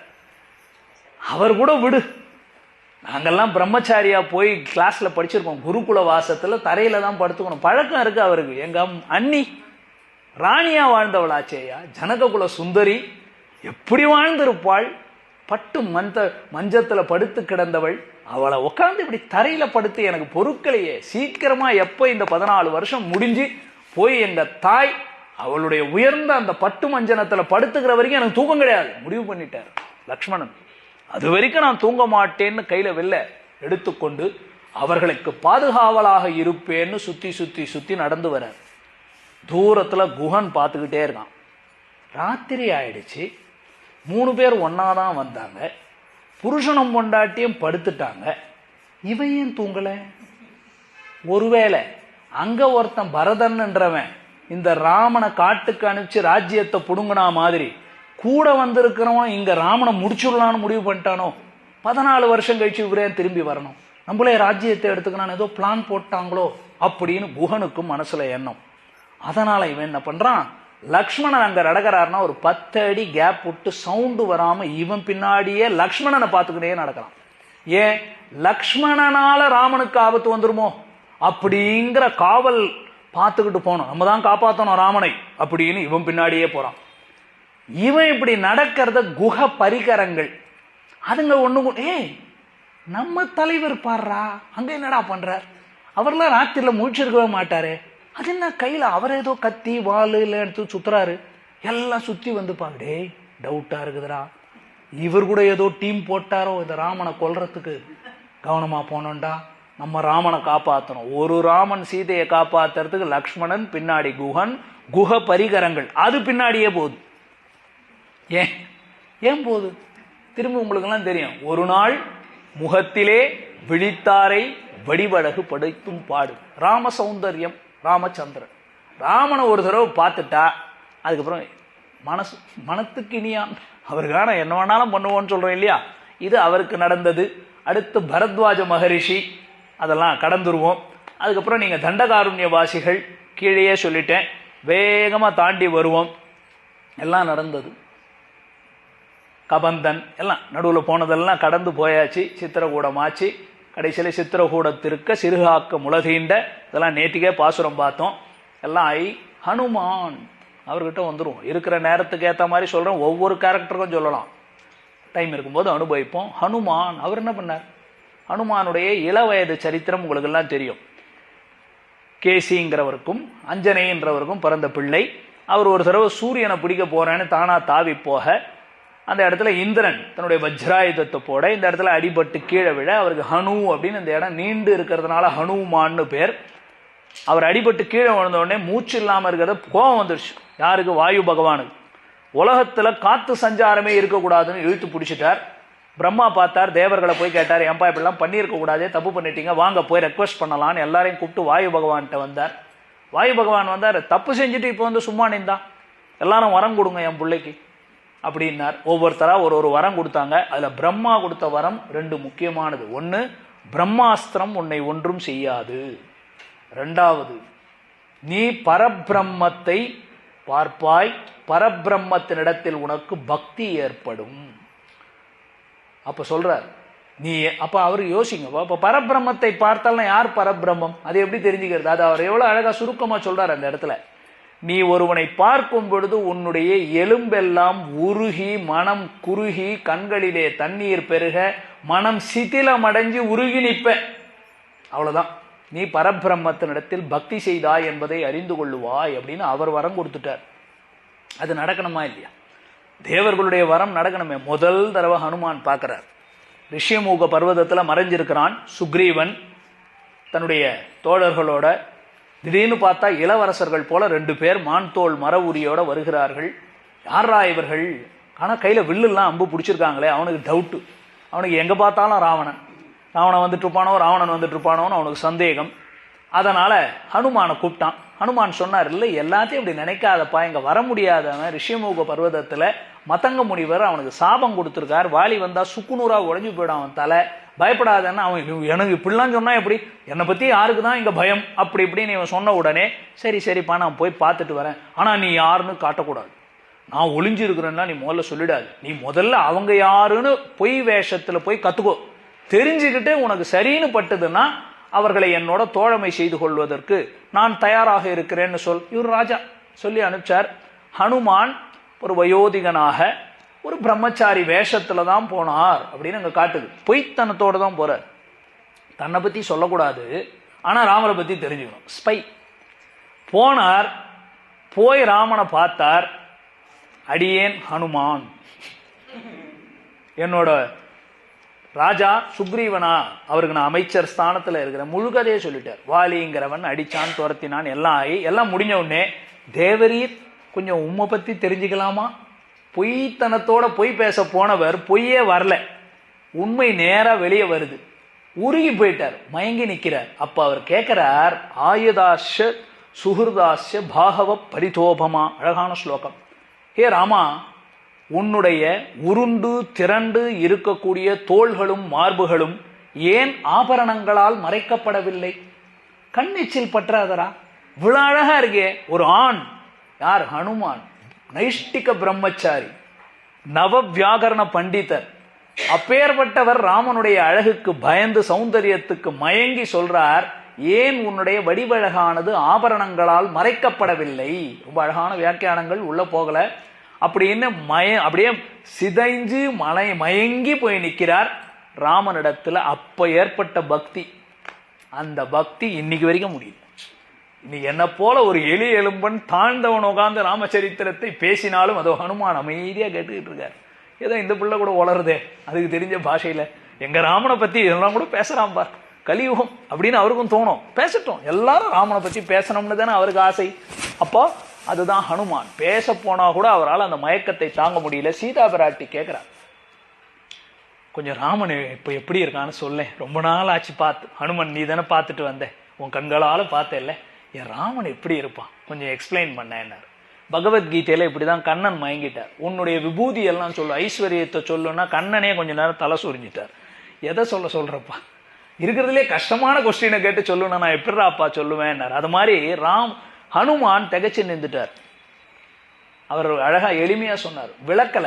ராமஹா கமலபத்ராட்சா சர்வ சத்வ மனோகரஹா, மனத்துக்கினியான். அவர் சொல்ற வார்த்தை ராமஹா, ராமனா கமலபத்ராட்சா, இருக்கிறதுலே அவருக்கு ரொம்ப பிடிச்சது பாருங்க கண்ணழகு. அப்புறமா நீ ஒன்னொன்னா என்னால சொல்ல முடியுமா, சர்வ சத்வ மனோகரஹா, அவருடைய உடம்பினுடைய ஒரு அங்கமும் இல்ல மொத்தமா பார்த்தாலும் மனது ஹரிக்கப்படுகிறது, மனத்துக்கு இனியா. ஹனுமான் நவ வியாக்கரண பண்டிதர், அவரையும் மயங்க பண்ணினது. சுக்ரீவன்லாம் நீங்க நிதானமா பார்த்துக்கோங்க. வாலி, அவனை பத்தி பார்க்கணுமே, விரோதிகளையும் சேர்த்து பார்ப்போம். வாலி, அந்த வாலி என்ன பண்றான், விழுந்து கிடக்கிறான், கேள்விகளை கேட்டான். நான் குரங்கு, நீ மனுஷன், நீ ராஜான்னு வேற சொல்லிக்கிற, எங்க ஜாதியே இல்லை, எதுக்காக அடித்தாய்னு ஒரு 6 கேள்வி கேட்கிறான். அதுக்கு ராமர் சமாதானம் சொல்றார். வாலிபத சமாதானம்னு ரொம்ப அழகான விஷயம். அதெல்லாம் முடியுது. கம்பர் ரொம்ப அழகா எழுதுறார். ராமர் கடைசியில பார்த்து சிரிச்சுக்கிட்டே வாலி சொல்றான், முடிவு பண்ணிட்டான். ரைட், இந்த ராம பானம் என் மேல இந்த பானம் பட்டது இல்ல, ராமன்னு எழுதியிருக்கு இல்ல, மும்பை சால் மந்திரம் இல்ல, நான் போறேன் மோட்சத்துக்கு. வெற்றரசு தம்பிக்கு எய்தி வீட்டரசு நான் பெற்றேன் என்றான். எனக்கு கிடைச்சதுடா பெரிய பாக்கியம், வெற்றரசு, இந்த அல்பமான அரசு என் தம்பிக்கு கிடைக்குது. அதனால தயவு செய்து யாராவது நீ திருப்பி ராஜ்யத்துக்கு போனா, அவன் பாத்தியா ராஜ்யத்துக்கு ஆசைப்பட்டு அண்ணனை கொன்னான்னு சொன்னா இல்லைன்னு சொல்லு. ஏன்னா எனக்கு தான் பெரிய பாக்கியத்தை கொடுத்துருக்கானே, த மோஸ்ட் பெனிஃபிட்டட் நான் தான். அவன் எங்க அல்பம், இந்த ராஜ்யம் குரங்கு ராஜ்யத்துக்கு தலைவன், நான் எங்க போறேன், நான் பரமபதத்துக்கு போறேன்டா அப்படின்னு சொல்றான். அப்ப அவன் சொல்றான், ராமா நீ சமாதானம் சொன்ன நான் ஒத்துக்கிறேன், நீ அதெல்லாம் தப்புன்னு சொல்லல, ஆனா எனக்கு என்ன படுது தெரியுமா. இது கம்பருடைய அழகான அலங்காரமான வார்த்தை. கம்பர் சொல்றார், அவர் வார்த்தையை பாருங்க, ஓவியத்தால் எழுத ஒன்னா உருவத்தாய். அதெல்லாம் கம்பராமாயணம். அவருடைய பக்தி பாவம் இருக்கே, அதை தனியா அனுபவிக்கணும். என்ன வார்த்தை பாருங்க, உயிரை விட போறான், ஆச்சு இவ்வளவு நேரம் ரணத்துல பேசிக்கிட்டு இருக்கான்.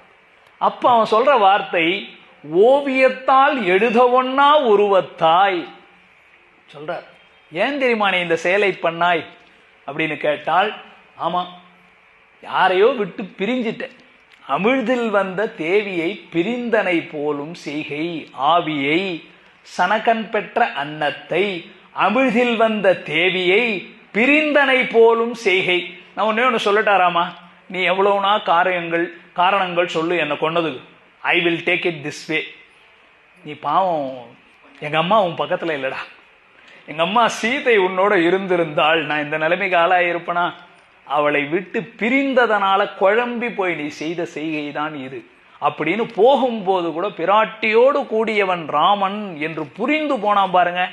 அந்த பிராட்டி உன்னோட இருந்திருந்தால் எனக்கு இந்த கதி இல்லை, பரமபதத்தை கொடுத்தவனே என்று சொல்லி பகவானுடைய வடிவழகுக்கு தோற்றவன் தான் அவன். லக்ஷ்மணன் எதுக்கு தோத்தார், அவரையும் பார்த்துரும், முக்கியமான குணங்களை பார்த்துருணும். லக்ஷ்மணன் எதுக்கு தோட்டார், சேஷசேஷி எழுதிக்கோங்க, சேஷசேஷி. நீ சேஷி, நான் சேஷன், எனக்கு என்னடா தெரியும்னு லக்ஷ்மணனை போய் கேட்டாங்க. உனக்கு என்ன தெரியும், எனக்கு அடிமை பண்ண தெரியும். யாருக்கு, சேஷிக்கு. யார் சேஷி, ராமன். அவ்வளவுதான். அவர் எதனால இவ்வளவு, அவர் மாத்திரம் 14 வருஷம் எதுக்கு போய் காட்டுக்கு போகணும், பொண்டாட்டி இருக்கான், ஊர்மிலை கூடவே இருக்கு, அவருக்கு அக்னி காரியம் இருக்கு, குடும்பத்தை பார்த்துக்கலாம், அப்பா தனியா இருக்கார், அம்மா தனியா இருக்கா, இந்த காரியத்தை பார்க்கலாம் இல்ல. இவர் ஏன் விட்டுட்டு போனார்னா, ராஜ்யம் கீஜ்யம் இதெல்லாம் நமக்கு தெரியாது, ஐ எம் நோவேர் கனெக்டட், இதெல்லாம் எனக்கு கன்சர்னே கிடையாது. உனக்கு என்னடா தொண்டு, யாருக்குடா தொண்டு, சேஷிக்கு தொண்டு. நீ யாரா சேஷன், ஆதிசேஷன் இல்ல, ஆதிசேஷனே லக்ஷ்மணனா இருக்கிறதுனால சேஷசேஷி என்ற தொண்டு. பரதன் சுவாமி ஒருத்தரா எடுத்துக்கிட்டே போறீர்னா முக்கியமானதை சொல்லி முடிக்கிறேன். பரதனுக்கு என்னன்னார், சொன்ன பேச்சு கேட்கிற பரதந்திரன். அவன் காட்டின எதுக்கு மயங்கி நின்றான்னா, அந்த ராமன் என்னை காட்டில் இருந்தா காட்டில் இருப்பேன், நாட்டில் இருந்தா நாட்டில் இருப்பேன், கட்டிலே வைத்தால் என், எங்க காட்டிலே வைத்தால் என், எங்க வைக்கணும்ன்றானோ அங்க கிடப்பேன், அவ்வளவுதான். அதுக்கு மேல கிடையாது. அவன் போய் சொல்றான், தாசனாக கேட்கிறேன், சிஷ்யனாக கேட்கிறேன், பிராத்தாவாக கேட்கிறேன், பிரசாதம் கர்த்துமர்கசி. ஏ ராமா, தயவு செய்து அந்த ராஜ்யத்தை எடுத்துக்கொடான்னு கேட்டான். பாதுகையை கொடுத்தார்ல, யாருக்கு கிடைக்கும் அந்த பாக்கியம்? பாதுகையின் பிரபாவத்தை வெளியிட்டு மனத்துக்கு இனியானான் பரதன். யாருக்கு கிடைக்கும்? சுவாமி வேதாந்த தேசிகர் அதான் கொண்டாடி பாடுறார். பாதுகா சகசிரம் ஏன் பாடின? என்ன ஒரு பெருமையான விஷயம். பரதனுக்கு தான்டா தெரியும், நமக்கெல்லாம் அது புரியாதுடா.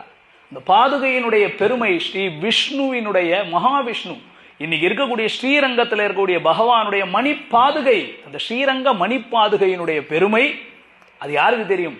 பரதனுக்கு தான்டா தெரியும். நமக்கெல்லாம் என்ன தெரியும்? ராஜ்யத்தை பாரமாக பறித்தவன், பாதுகையை வைத்து ராஜ்யத்தை நடத்தினவன். பகவானுடைய 2 பாதுகைகள், ஒன்று உபாயம் ஒன்று உபேயம் என்றும், ஒன்னொன்றும் நம்மை எப்படி வழிகாட்டி நடத்தி செல்லும்னு அவனுக்கு தான் தெரியும். இன்னைக்கும் போனீங்கன்னாக்கா நந்தி கிராமத்துல பாதுகைகளை சேவிக்கலாம். அந்த பாதுகைகளை தான் அழகா வச்சிருப்பாங்க. எதிர்க்க பரதனை பார்த்தீங்கன்னா எங்கிருந்து பார்த்தாலும் பரதனுடைய கண்களிலே ஒரு சொட்டு தண்ணீர் தெரியும். அதெல்லாம் சிற்பி செய்யற காரியமே கிடையாது. பக்கத்திலேயே ஆஞ்சநேயர், ராம பக்தர்கள் 2 பேர் இருக்கிற இடம். அங்கெல்லாம் போகணும், கொஞ்ச நேரம் உட்காரணும், ஒரு தியானம் பண்ணணும், நினைக்கணும், ராமநாம ஜபம் பண்ணணும். வாழ்நாளில் நமக்கெல்லாம் கிடைச்ச பெரிய பேரா நினைக்கிறேன். இதெல்லாம் கடந்து வருவோம். கடைசியில் முக்கியமான ஒரு 3-4 பேர், இவங்கெல்லாம் உங்களுக்கு தெரிஞ்சவங்க தான். நான் சொல்ல போறதுல சூர்பனகை 3 பேரை பார்த்துருவோம். முக்கியமாக வியாக்கியானத்தில் இருக்கிறது. ஒன்று சூர்பனகை, இன்னொருத்தர் விபீஷணன், இன்னொன்று ராவணன். 3 பேர். 3 பேருமே 3 பேரையும் வசீகரம் பண்ணிட்டார். 3 பேருமே ராமனை பார்த்து மனத்துக்கினியான்னு சொல்றாங்க. ஏன் சொல்றாங்கன்னா, அழகுக்கு இலக்கானால் சூர்பனகை. சூர்பனகை ராமனுடைய அழகுக்கு இலக்காய் மனத்துக்கினியான்னு பாடிட்டான். விபீஷணன் சீலத்துக்கு இலக்கானான். பகவானே சர்வலோக சரண்யன் என்ற சீல குணத்துக்கு இலக்கானான் விபீஷணன், அதனால மனத்துக்கினியான். ராவணன் வீரத்துக்கு இலக்கானான். மாரீச்சனை பார்த்து சொல்றான் ராவணன், நீ ஒன்னும் எனக்கு புதுசா கிளாஸ் எடுக்க வேண்டியது இல்லடா மாரீச்சா, எனக்கு நல்லா தெரியும். ராமனை பேர்பட்ட வீரன் என்பது எனக்கு நல்லா தெரியும். கரதூஷணர்கள் 14,000 பேர் ராட்சசர்களை ஒருத்தன் நின்று ஜெயிச்சிருக்கிறான்னா அவனுடைய வீரம் எப்பேற்பட்டதுன்னு எனக்கு தெரியும்டா, நீ ஒன்னும் சொல்ல வேண்டியதில்லை. ஆனா என்ன தெரியுமா பிரச்சனை? அவன் வீரன் நான் ஒத்துக்கிறேன், என்னுடைய மனதை கவர்ந்து விட்டது அவனுடைய வீரன். அப்ப சொல்றான், அவன் அப்பேற்பட்ட வீரனோட போர் புரியணும்டா, எனக்கு அதுதான் ஆசை. என்ன எல்லாம் சப்ப பசங்களா கூட்டு வந்து நிக்க வைக்கிற, சண்டையை போடணும் பயப்படுறான். என்னை பார்த்தா கைகால் நடுங்கிண்டே வந்து நிக்கிறவங்கிட்ட எத்தனை நாள்ரா நான் சண்டை போடுறது? எதிரில் ஒரு வீரன் நிக்க வேணாமா? அது நின்றுருக்கானே 14,000 பேர் ராட்சசர்களை கொண்டு நின்றவன் எதிரில் சண்டை போடணும்டா அப்படின்னு அவனுடைய வீரத்துக்கு தோற்றவன் தான் அவன் சொல்றான். என் சொரூபம்டா, அது இன்னும் சின்ன வயசுல இருந்து தலை இப்படிதான் இருக்கும், என் தலை வணங்கவே வணங்காது, வணங்காமுடின்னு எனக்கு பேருன்றான். அது இன்னைக்கு சினைப்பேன். அவன் சொல்லிட்டான் ராவணன் அன்னைக்கு, நான் நமேயம், இந்த நான் மகா, எனக்கு இந்த தலை முன்னாடி வணக்கம் சொல்லவே தெரியாது. இப்படி பார்த்தே பழக, சொரூபம் இது, இயற்கை, என்னுடைய இயல்பான தன்மை அது, அதை மாற்ற முடியாதுடா. வாச்ச நீ வேலையை பாரு, நீ பொன்மானா போனா. அப்ப மாரீச்சன் சொல்றான், அப்ரமேயங்கி தத்தேஜஹா யஸ்யஹா ஜனகாத்மஜஹா. மாரீச்சன் கொண்டாடுறான். அன்னைக்கு ஒரே பானம் போட்டாயா, சின்ன வயசுல இருந்தான் ராமன். கையில இந்த மாதிரி சார்கம்னு வில்லு கூட கிடையாது, ட்ரைனிங்க்கு கொடுத்த வில்லியா. அவங்க யாரோ வசிஷ்டர் சும்மா கத்துக்கிறதுக்காக கொடுத்த ட்ரைனிங் கொடுத்த வில்லு. இந்த பேட்லாம் விளையாட போறாங்க பாருங்க, பெரிய மேட்ச் போறல முதல்ல அம்மா அப்பாலாம் பெரிய பேட் வாங்கி கொடுக்க மாட்டாங்க, சின்னதாக கட்டையில் எப்படி அது பார்க்கறதுக்கு பேட்டு மாதிரி இருக்கும், அதை வச்சு ஆடிட்டு வாங்குவாங்க. அது தூக்கிறதுக்கே கஷ்டமா இருக்கும். அதை தட்டினோம்னாக்கா அந்த பந்து வந்து பட்டுதுன்னா நம்ம கை வலிக்கும். அந்த மாதிரி தான் இருக்கும். அந்த மாதிரி ராமன் ஏதோ ட்ரைனிங் எடுத்துக்கிறது கொடுத்த வில்லுல போட்ட பானமே இன்னும் அந்த வலி தாங்கலடா. அன்னைக்கு போட்டது யாராவது ரா அப்படின்னாவே எனக்கு பயமா இருக்கு. அப்ப சொல்றான், நீ தனி ராமனை பார்த்திருக்க, எஸ்யசா ஜனகாத்மஜஹா. சீதாராமர்களை நீ பார்த்ததில்ல, நீ பெரிய தப்பு பண்ணிட்ட. ராமனை நேரா சண்டைக்கு போயிருந்தா கூட பரவாயில்லடா, சீதையை போய் எடுத்துட்டு வந்தியடா, உன் பாடு போச்சு அப்படின்னு சொன்னா இல்ல. அப்ப அவனுடைய வீரத்திற்கு தோற்று பேசியவர்கள் தான் மாரீச்சன். சூர்பனகை எல்லாருக்கும் தெரியும், அழகுக்கு தோற்றால். கரதூஷணர்கள் கிட்ட போய் என்ன சொல்றா, என்னை ஒருத்தன் அடிச்சுட்டான்னாக்கா திட்ட வேண்டாம். அந்த படுபாவிங்க இப்படி வந்து என்னை போட்டு என் மூக்கு காதை அறுத்துட்டாங்களேன்னு அழணுமா இல்லையா? அங்கே போயிட்டு தருணவ் ரூபசும்பன்னவ் சுகுமாரவ் புண்டரீக விசாலாட்சோ க்ஷீர கிருஷ்ணாஜிராம்பரம்னு சகசிரநாமம் பாடுறான். அப்படின்னா என்ன? ஒரு நாள் முகத்திலே விழித்தாரை வடிவழகு படுத்தும் பாடு. தாரை வாளி விழுந்து கிடக்கிறான், தாரை பாடுறா. அவ என்ன பாடுறா? பார்த்த உடனே சொல்லிட்டா, கண்டவாற்றால் தனதே உலகன நின்றான். தெரிஞ்சு போய் தோம் அப்பிரமேயஸ்ய. பார்த்த உடனே முடிவு பண்ணிட்டா, நீ அப்பிரமேயன். அப்படின்னு என்ன? மனசுக்கும் புத்திக்கும் எட்டாதவன். அந்த மாதிரி முடிவு பண்ணிடுச்சு. எவ்வளோ அழகா இருக்கண்டா. எத்தனை பேர் எனக்கு மயங்கி கிடக்க, திரும்பி கூட பார்க்கல, நீ எனக்கு கண்டுக்கவே இல்லை, என்ன ஒரு பொருட்டா? எனக்கு வெக்கமா இருக்கு, நான் இன்னும் பெரிய அழகின்னு நினைச்சுக்கிட்டு இருக்கேன். எல்லாம் விழுந்து கிடக்குறான், நீ கொஞ்சம் கூட என்னை பத்தி கரிசனமே பண்ண மாட்டேற, திரும்ப மாட்டேங்கிற. அப்படி எல்லாத்தையும் ஜெயித்தவன். தோம் அப்பிரமேயஸ்ய துராசதஸ்ய தொமக்ஷய கீர்த்திச்ச க்ஷிதிக்ஷமாவான் க்ஷதசோபமாஜ பாடாரா. யார்? தாரை பாடுறா. எல்லாம் முடிஞ்சது. கடைசியில மண்டோதரி. இருக்கிறதுலேயே உயர்ந்த ஸ்லோகங்கள் எது தெரியுமா? மண்டோதரி சதுஸ்லோகி தான். அந்தமா பாடுறதுதான். அழகா சொல்றா. ராவணன் விழுந்து கிடக்கிறான், வந்து பார்க்கறா, பார்த்துட்டு சொல்றா, தெரிஞ்சிடுச்சுடாங்கிறான். ராவணனை எனக்கு தெரிஞ்சு போச்சு, நீ எதுக்கு செத்துட்ட, உன்னை அடிச்சவன் யார் எனக்கு தெரிஞ்சு போச்சு, உனக்கு தெரியலையேடா, எனக்கு தெரிஞ்சு போச்சுடா. வியக்தம், வியக்தம்னா தெளிவாக தெரிகிறது. வியக்தமேஷ மகா யோகி பரமாத்மா சனாதனஹா. அடிச்சு சொல்றான். யார் சொல்ல முடியும்? ஒரு மண்டோதரி வாக்கியம். ராமன் நிக்கிறத பார்த்து முடிவு பண்ணி சொல்றா. பாத்தீங்களா? வியக்தமேஷு மகா யோகி பரமாத்மா சனாதனஹா. வர்றா. ஸ்ரீவத்ஸவக்ஷாஹா அஜய்யஹா சாஸ்வதஹா துருவஹா. பாடிக்கிட்டே போறா. சங்க சக்கர கதாதரஹா. எல்லாம் அவர் எங்க சங்கு சக்கர கதம்லாம் பிடிச்சுன்றது அந்தமா கண்டுபிடிச்சிட்டா. அவனுக்கு புரியல. ஒரு பெண், அவளுக்கு தெரிஞ்சிருக்கு பாருங்க. பெண்கள் போற்றும் ராமன் இதே இடத்துல அனுபவிச்சிருக்கோம். இதே இடத்துல இந்த ராமாயணத்தை விடாம 2வது தொடர அனுபவிச்சிருக்கோம். அனுபவம்னா அனுபவம் அப்படின்னா மனத்துக்கினியான். சினத்தினால் தென்னிலங்கை கோமானை செற்ற மனத்துக்கினியான் ஆண்டாள் பாடிட்டா. மனத்துக்கினியானுக்குள்ள இவ்வளவு மனத்துக்கினியான். யாருக்கு மனத்துக்கினியான் ஆண்டாள் சொல்லல. எதனால மனத்துக்கினியான் ஆண்டாள் சொல்லல. அதுல ஒரு 10% இன்னைக்கு பார்த்துரும் போல். அந்த அளவுக்கு மனத்துக்கு இனியவனான ராமன், ரமயதீதி ராமஹான்னு சொல்லக்கூடிய ராமன்.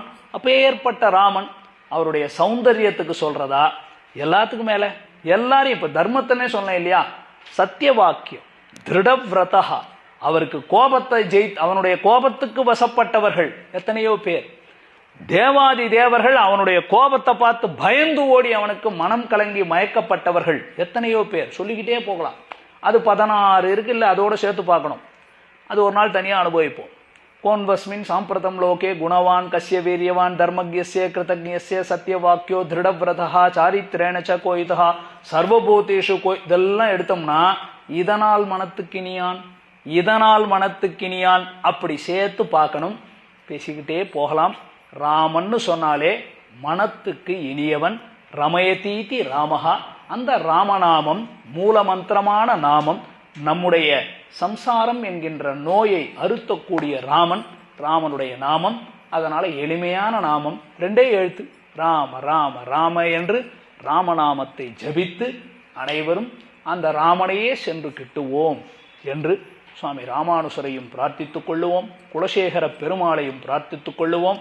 கம்பநாட்டாழ்வார் எப்படி ராமன் அனுபவிச்சிருப்பார் என்பதையும் நினைத்து கொண்டு இத்தோடு இந்த உபன்யாசம் தலைப்பு முடிவடைகிறது. ஸ்ரீராமனுடைய கீர்த்தி புகழ் பாரத தேசம் மட்டும் அல்லாமல் உலகெங்கும் பரவி சனாதன தர்மத்தை அந்த சீதாராமர்களை கொண்டு ஹனுமான் பக்கபலமாக இருந்து நடத்தி கொடுப்பார் என்று அந்த ராமனை பிரார்த்தித்து அமைகிறேன். ஸ்ரீமதே ரம்யஜாமாத்திர முனீந்திராய மகாத்மனே ஸ்ரீரங்க வாசினே பூயாத் நித்யஸ்ரீர் நித்ய மங்களம்.